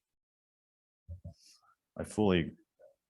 okay, and we do have other members here that had expressed an interest in working through this a little bit further. And to be fair to this, not all of our own jurisdictions are contemplating offering this kind of number. So it wouldn't be a bad idea to give them an opportunity to kind of vet that with their own team and see if they would be comfortable with it, or would it produce some other kinds of outcomes that would be difficult for them to deal with. So if I understand, we have a motion and a second to table the final vote for the budget to December. And we just have this. And also, I think, I don't mean to put words in your mouth on the motion, but I think the only topic of conversation is this particular topic right here. Is that correct? Correct. This budget as presented. Okay, so that, I don't think we have any other concerns in any other parts of the budget. So that is an amended motion and an amended second. I And just wanted to we've say, had, Mr. Chair, that Yeah, I yes, was going to please. say nay on that, if that we were going to take a vote on it. Because I just want to say that I think, I don't know why, but we have a tendency to micromanage. We pick hire an excellent leader and director who's never failed us and has taken us forward. And here we are, not even knowing all the information, studying on our own. I understand people are new, but putting a wrench in it and not appreciating and letting the director do the work that he knows how to do best. And so it's this micromanagement, it just doesn't sit well with me. Yes, thank you, Councilmember Avila, and Commissioner Stone. You have one last comment. I think you wish Yeah, to make. just in response to that is that, the authority for the budget is the board. That's not micromanagement. If we were only to be presented a budget with only the option to approve without amendment, without discussion, that's called a rubber stamp. That's not what we do. I know that's not what we do in Teller County. I'm sure that's not what anyone does in the city of Colorado Springs or in El Paso County or in Park County. This is what we do. This is why we discuss. This is why we debate. And this is why we have processes. So I appreciate, again, everyone's discussion. I think we fleshed out some things that we'd like some more information on. Certainly without any criticism of the executive director or staff on their recommendation. Thank you very much. At this point, I think I'd like to discontinue further conversation and let's just do a vote. Okay. So we have a motion and a second to table this to next month, and Andy, you'll get to a presentation on that. All those in favor of this motion say aye. Aye. Aye. Any opposed? Okay, no, there's none opposed. So we will finalize our deliberations and conduct a vote at the December meeting. Thank you for the great conversation. Really was a great conversation. It's exactly what we need to do. And yes, Casey. Do you want me to bring back a budget at 4.4 and at 5.4, or just keep the 5.4 and more information? Or I'm kind of, I'm interpreting the direction. Okay. We'll talk. I think we're Okay. gonna have a couple of options and talk about trade-offs and impacts, but also jurisdictional alignment. And those were all the topics of conversation Mhm. today. And also it's giving some board members an opportunity to vet the proposal with their own team. And Vice Chair would like to speak for a second, but I am interested in taking a quick brief recess for everybody immediately after the Vice Chair speaks. So go ahead. So to visit back the point, I know the motion's passed, but I just want to visit back the point of in-kind and the loss of revenue from in-kind, and that is a federal issue. So I believe that that would be an issue that the legislative committee could very quickly address, getting in contact with our local federal officials and seeing if there's a way that they can begin to look at changing that process, whether it's decreasing the percent of the in-kind donations that are needed or changing the kind that they are, because I think we're going to see more and more meetings going to online. I think it makes sense with the greenhouse gas emissions and different things they're pushing towards, but yet you're penalizing us for having online meetings with volunteers that are not driving in. So I think that's something we can very quickly address. And I think we need to potentially write a letter as a board asking them to address that and showing what issue it is, because it's not just us, as we were discussing on Friday. That issue is flowing down to some of the nonprofits in town, that their volunteers are not coming back either. And they're having, if you give them a grant that requires in-kind, they're having the same issue. So I think it's a bigger issue that needs to be looked at. Thank you. I agree with Great that point. comment. Maybe we have some opportunities to ask some federal agencies to be a little bit more flexible, and particularly in light of these other considerations that we have. All right, with that said, let's take a brief recess for a quick break and we'll come right back in 5 minutes. Yes. Okay. Okay, well, can I make a quick suggestion? Can we get through the nominating committee really quick? Because otherwise we're going to lose our quorum. We lose 2 people, we lose our quorum. I understand. If you can just wait like 5 minutes? Yeah, I believe we are. Holly's gone. Yolanda's still online. I know, just go take your break I real have quick. to go. do Yeah, something. I understand. Just go take your break really quick, but I'm just asking. Okay, if we can just wait, I don't want to lose our quorum and the 2 things we still have to vote on, so. Sorry.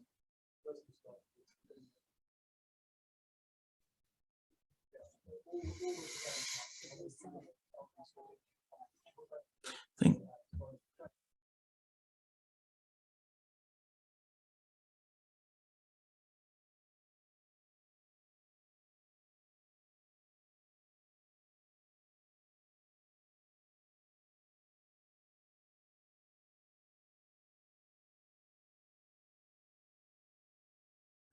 Yeah. Okay, so we have 3 online. Both of you need to go. So 3 online.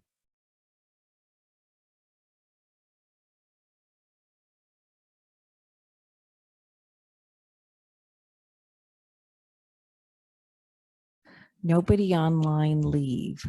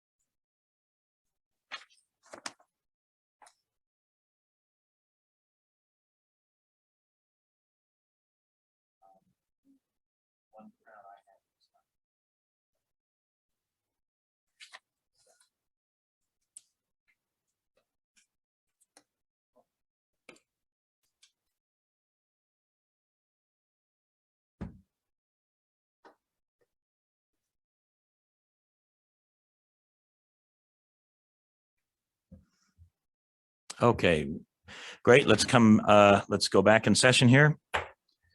And next order of business is 6C, the nominating committee. We still do have a quorum, although we have had a couple of folks leave. in the meeting room here. We have a total of 8 people and we need 7 to have a quorum. So we are still able to proceed with voting.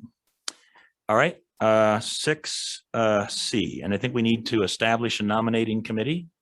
That's correct. You've got, I think you do have the updated list in the packet. Jess, if you can scroll down just a little bit further to show who's expressed interest for an officer position in 2022. You've got the lineup here.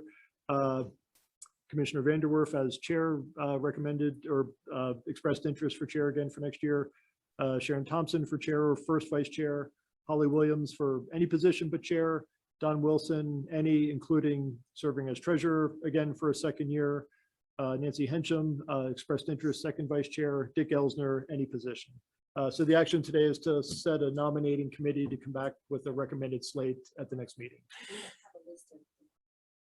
Correct. I had 2 people express interest, but I don't think they're able to serve. Councilmember Wayne Williams, who's an alternate, and Councilmember Deidre Duncan, who's an alternate, but I think they have to be voting members of the board to come back with a recommended slate. That's been the practice in the past. So outside of the people listed here.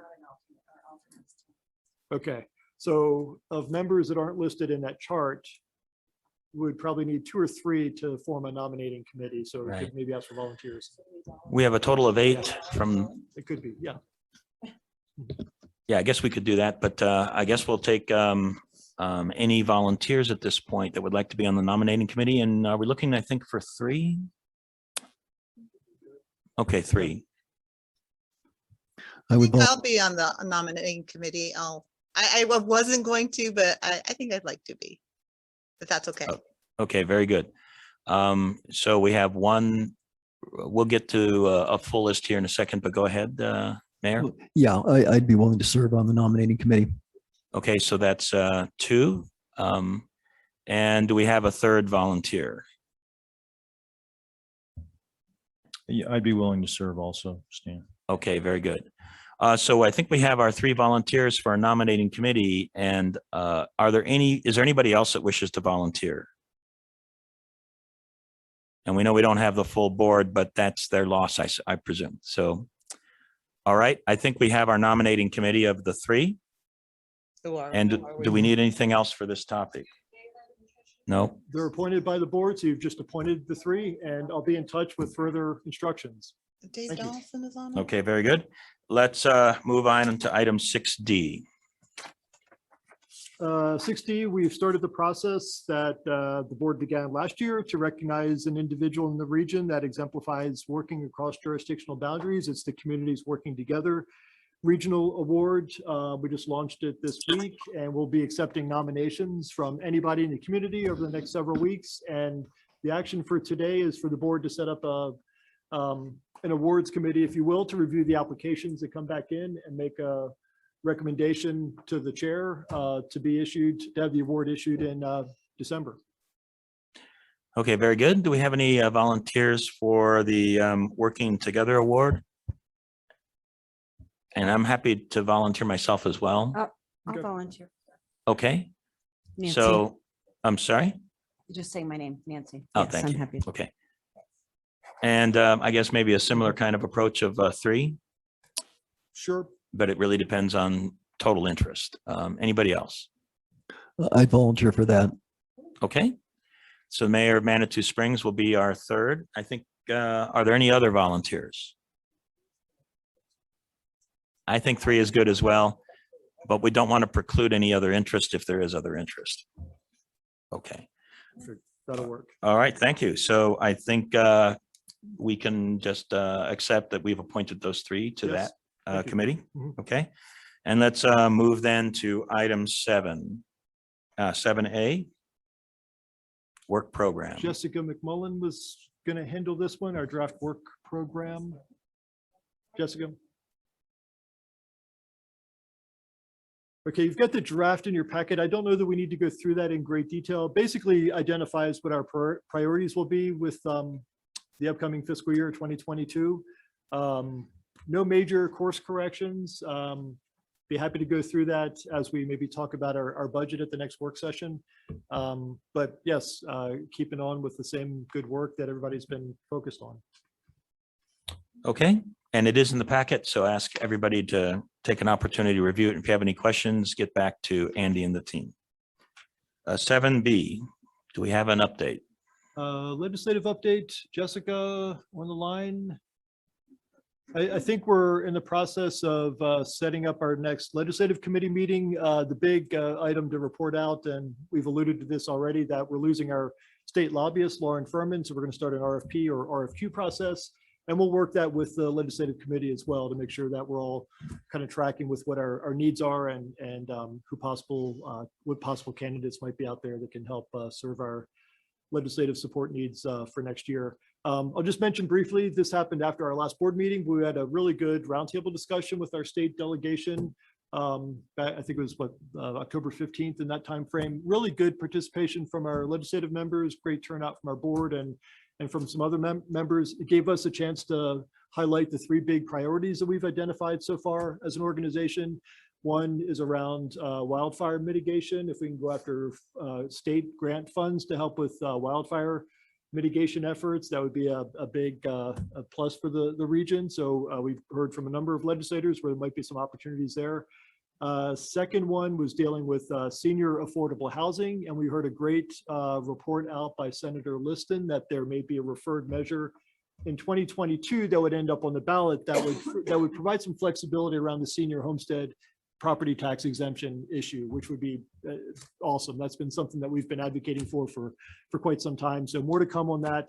And the third item, and I think this would gain some traction as well, that we could use some help within Ppacg to help administer the greenhouse gas emissions final rules once they get implemented. We could use some staff capacity and some analytical capacity, just some financial help in that regard. So that might be something that I know a legislator or two said they could take up in the budget process for 2022 to help us provide some support, and not just us, but the other MPOs that have to actually implement the new rules that are coming. So great discussion overall.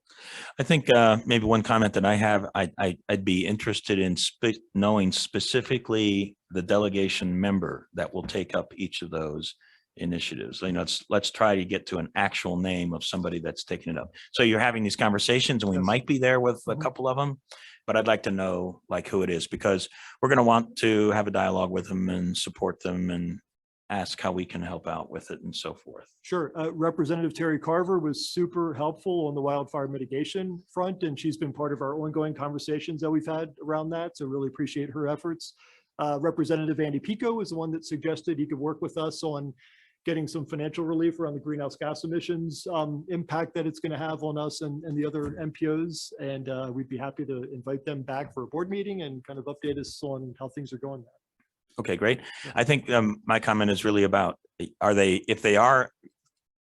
committed to actually introducing that legislation?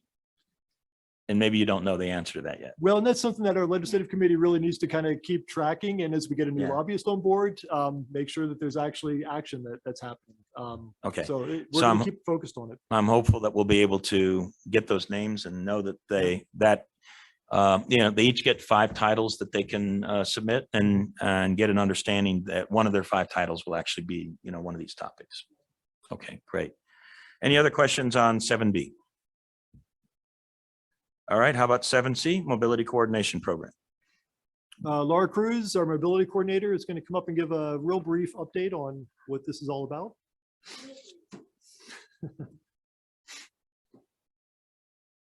Thank you, Mr. Chair and members.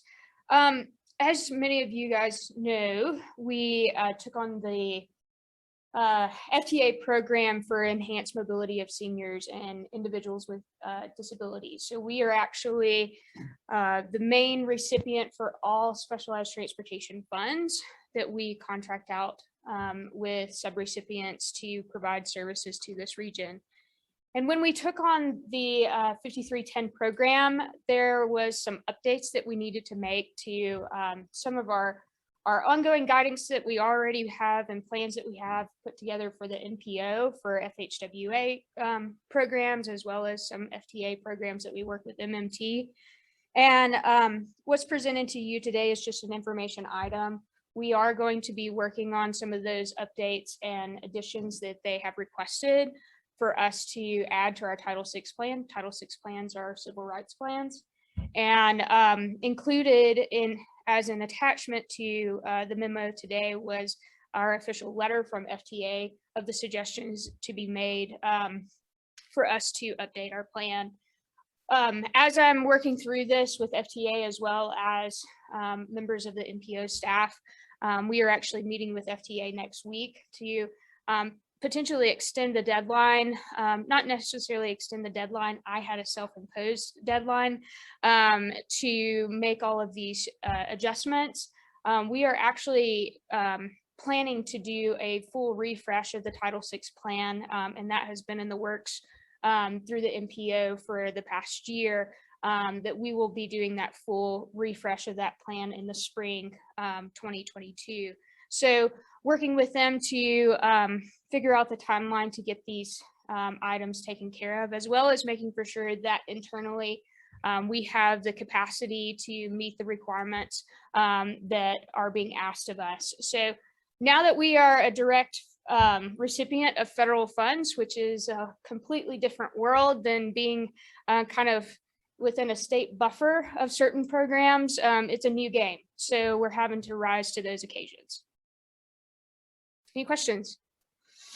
All right, any questions or comments from the board? Yes, Vice Chair. Yeah, down in almost on the first page of the letter, at the end of the paragraph, it says if you use contractors or have subrecipients, you must monitor their compliance. So we have that in place. Correct. That actually, it was not included in the Title VI plan that the MPO put in place back in 2019 because we didn't have subrecipients at that point. But in our program management plan for 5310, the monitoring of those subrecipients was included. It just needs to be included in both plans moving forward, as well as in the beginning of starting the 5310 program. I worked with each subrecipient to establish a Title VI plan within their organizations because many of them didn't have to meet the federal requirements prior to them. And so we have spent a lot of time, or I have spent a lot of time with them and making for sure that they can meet the requirements of the Title VI. Okay, great. Yeah. Any other questions? So I just want to clarify that I may be coming back later than what was stated in the memo, based upon our conversations with FTA and trying to better align our timeline with making these adjustments with our overall plan adjustments that we will be making in the spring. So if it is required of us to have this done by December, it's already in the works. I'm already working on that, but I would be coming to you in December for approval. As in next month? Yes. Oh, boy. Okay. You might want to get what you want us to look at out in advance. Yes. Yeah. Okay. Thank you. Any other questions on this topic? All right, very good. Let's move on then to military installation reports. And I'll first thank the patience of everybody that's online for a very long meeting and some healthy discussions on a couple of topics. So thank you for your patience, and let's now move to the military installation reports. And who do we have online? Okay, Chuck Arnold, you're there? All right, please, Mr. Arnold. I am. I will. Okay, can you hear me okay? Yes, sir. All right, I will give based on the time, I'll give a really quick update. Just wanted to let the group know that for those who are tracking our golf course closure at Peterson, we had an hours officially approved week, so it will close effective 1 January. And obviously lots of thoughts about what to do with that space. So a lot more work to do in that area. But the Air Force did actually formally approve that closure. So I wanted to announce that. Other quick thing, just came to a very, very busy stretch, hosted numerous CODELs, staff DELs, but we also recently hosted Miss Jennifer Miller. She's the acting assistant secretary of the Air Force for energy installations and environment. And we're able to show her as well some of the CODELs and staff DELs, some of the challenges we have with mission growth aging infrastructure, lack of facilities, and Milcon needs. So we think that'll really help with our growth in the future. And really, I think that's all I have. Pending any questions, I wanted to keep this one brief, but that's all I have for an update today. Thank you, Mr. Arnold. I appreciate it. Any questions for our representative from Peterson and Schriever? And appreciate your keeping us apprised of the closure of the golf course. And I'm sure, while that's a disappointment, I'm certain the land there will be put to great use for mission capabilities and so forth. Yeah, agree. I think this long term is a win for the garrison, but also can be a win for the community as well. Yeah, thank you very much. Any other military installation reports? Do we have anybody else online here, Andy? I don't think we do. Okay. And then items 8B through F, our minutes are included for information, and we'll go to our CDOT monthly update. Good morning, Mr. Chair. Good morning, board. I'm Shane Ferguson with CDOT. Just a brief update for you. Research and Powers progressing well. There will be a closure on research going westbound from Powers beginning November 15th. That closure will last for 60 days. It's due to really moving that earthwork and getting some safety set up for just the contractor and the workers, as well as just the community driving through that area. It's going to save time and money on the project for that closure, as well as reduce the amount of nighttime work in that area. And so that begins again November 15th. That's been communicated well with the school as well as the community in that area. There will be maintained pedestrian movement across that area, but again, just the traffic to the west Powers on research will be closed at that intersection beginning November 15th. Moving on to State Highway 115, we are progressing on that project. We have a public meeting and everybody on the board should receive a notice and an invite to this public meeting for December 1st. Again, that's the State Highway 115 project. Just a brief overview on that real quick. That's from Gate 6 of Fort Carson heading south on State Highway 115 for pavement reconstruction, bridge replacement, and safety improvements. Projects that are currently under construction now, the Wilkerson Pass project should be wrapping up looking at first part of December. The US 24 bridge replacement project between Calhoun and Peyton should be wrapping up as well here within the month of December. MAMSIP project, which is the Military Access Mobility Safety Improvement project on I-25 State Highway 94 Charter Oaks Ranch Road. That work is starting to progress. You'll see activity on I-25 as well as those other areas now at this time. Out west in Park County, again, the US 285 bridge replacement south of Fairplay is on delay due to the I-70 closures and location and diverting traffic on 285. That closure or that project's delayed until April 1st. And then the US 285 and State Highway 9 project planned for advertisement still this spring is still planned to move forward as well.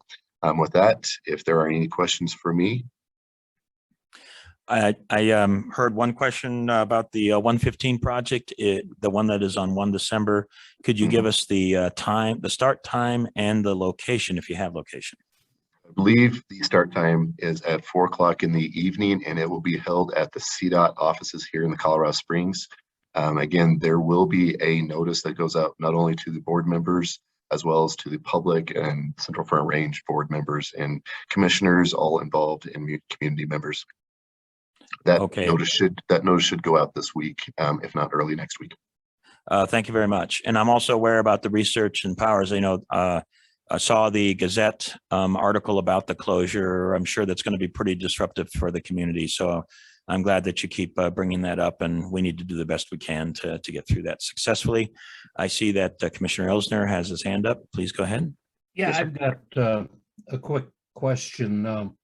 I got a notice that STAC is now going to go totally remote because the governor is saying that we can't gather in meetings and that type of thing. Are you still planning to do your outreach like in Fairplay next week, where we're having the open house to go over the plans for the 285 and State Highway 9 interchange there? Yes, sir. Thank you. Okay, and I see also that Councilperson Avila, you have your hand up as well. I do, Chair. Thank you. This might be a little off topic, but Shane, I just want to run it past you.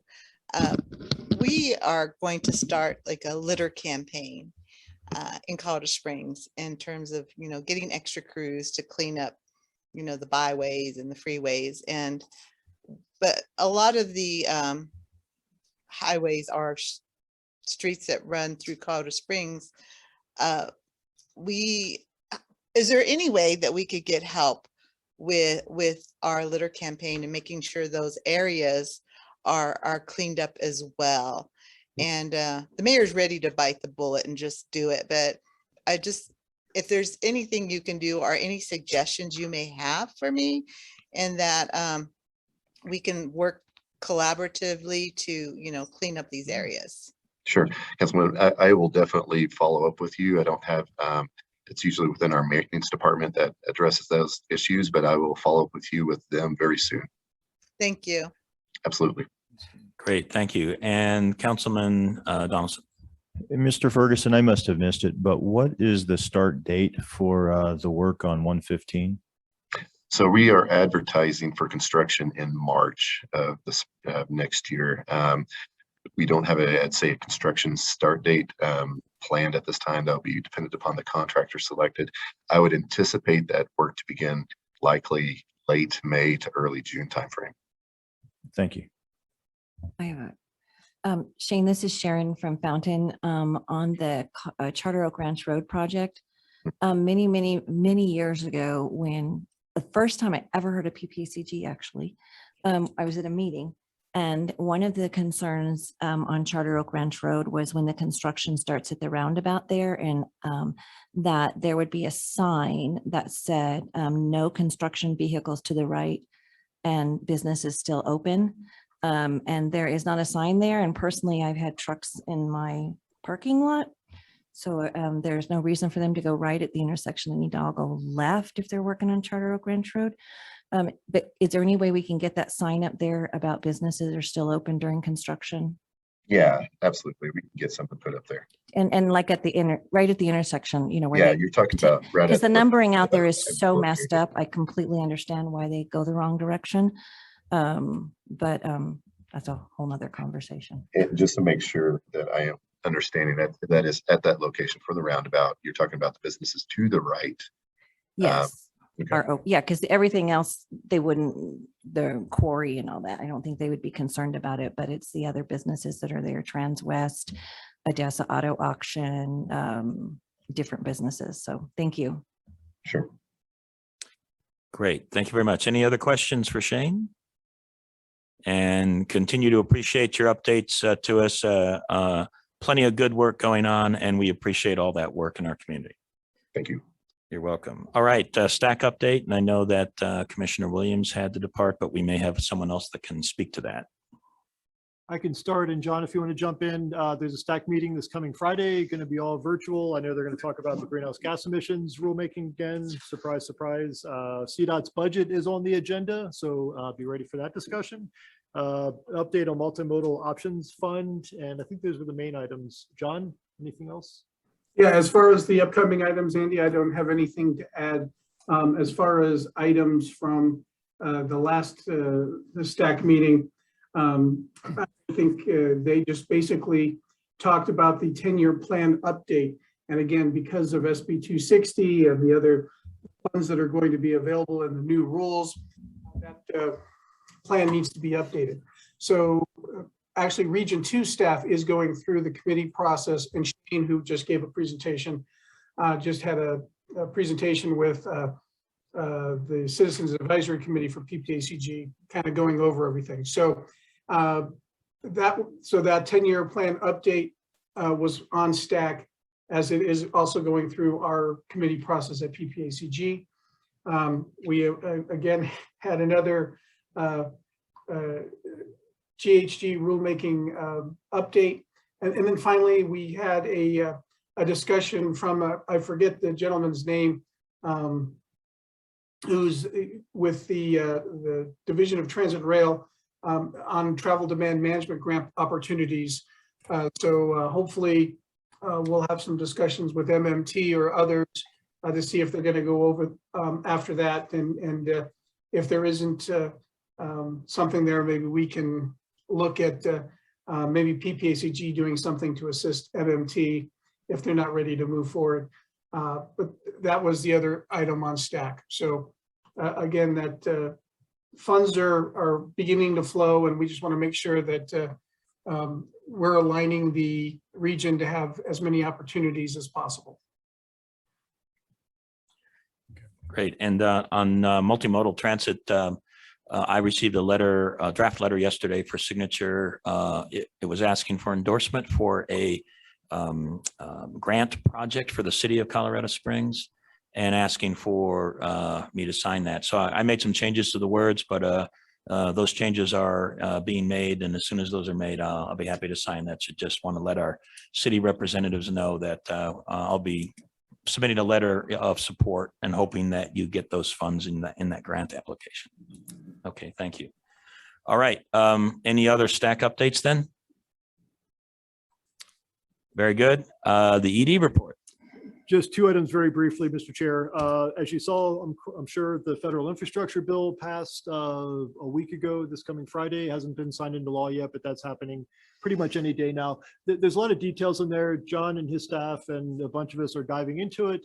And what we'd like to do is schedule a workshop here at some point, maybe after the rulemaking is over on greenhouse gas emissions, just to educate our community about what's in there. There's a ton of money available on a competitive grant basis. So I think it's an opportunity for us to get really smart and focused and get after as much as we can, given the many needs and a lot of different programs that that program would fund. So more to come on that. The other thing I wanted to mention just real briefly is the next board workshop is on Friday, December the 3rd. And you may recall that we set that aside as an expanded workshop / retreat to serve a number of different purposes. One, to let the board get to know each other a little bit better, since we've had a lot of turnover in the past year plus or so, but also to talk more strategically about some things that we've been thinking about for a while, like greater collaboration within our region, potentially hosting something like a regional futures forum to see where we're going as a community and how can we get in better alignment with other organizations to really try to achieve the future that we want.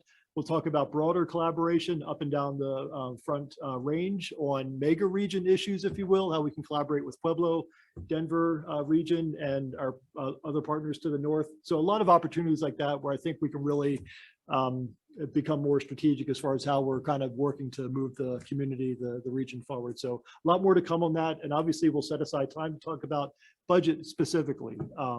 So that'll be on the agenda as well. What I'm thinking is probably starting that session early if we could, maybe at 7:30 with breakfast. It would be in person here in our room. We would have liked to have done it elsewhere, but I think we really need to have a hybrid option for folks to be able to tune in elsewhere. It doesn't lend itself as well doing that for folks to get to know each other, but I think we'll be able to weave in some exercises throughout the roughly 3-hour workshop for you all to get to know each other a little bit better. So that'll be part of it as well. So looking at hosting it here, probably start at say 7:30 with breakfast and then start hitting it hard like about 8 o'clock and then be wrapped up around 11:30 in that time frame. The 3rd, yes, Friday the 3rd. Friday the 3rd, yeah, Yes. It is a Friday. And I would encourage all the board members to do what you can to participate in that workshop because it's an opportunity for us to do some work together. And I see that Commissioner Elsner has your hand up. Yeah, that's like, I have to leave at 5:45 to get there. That is brutal. And I'm laughing. I got a spare room in my house. You can sleep in my guest bedroom the night before.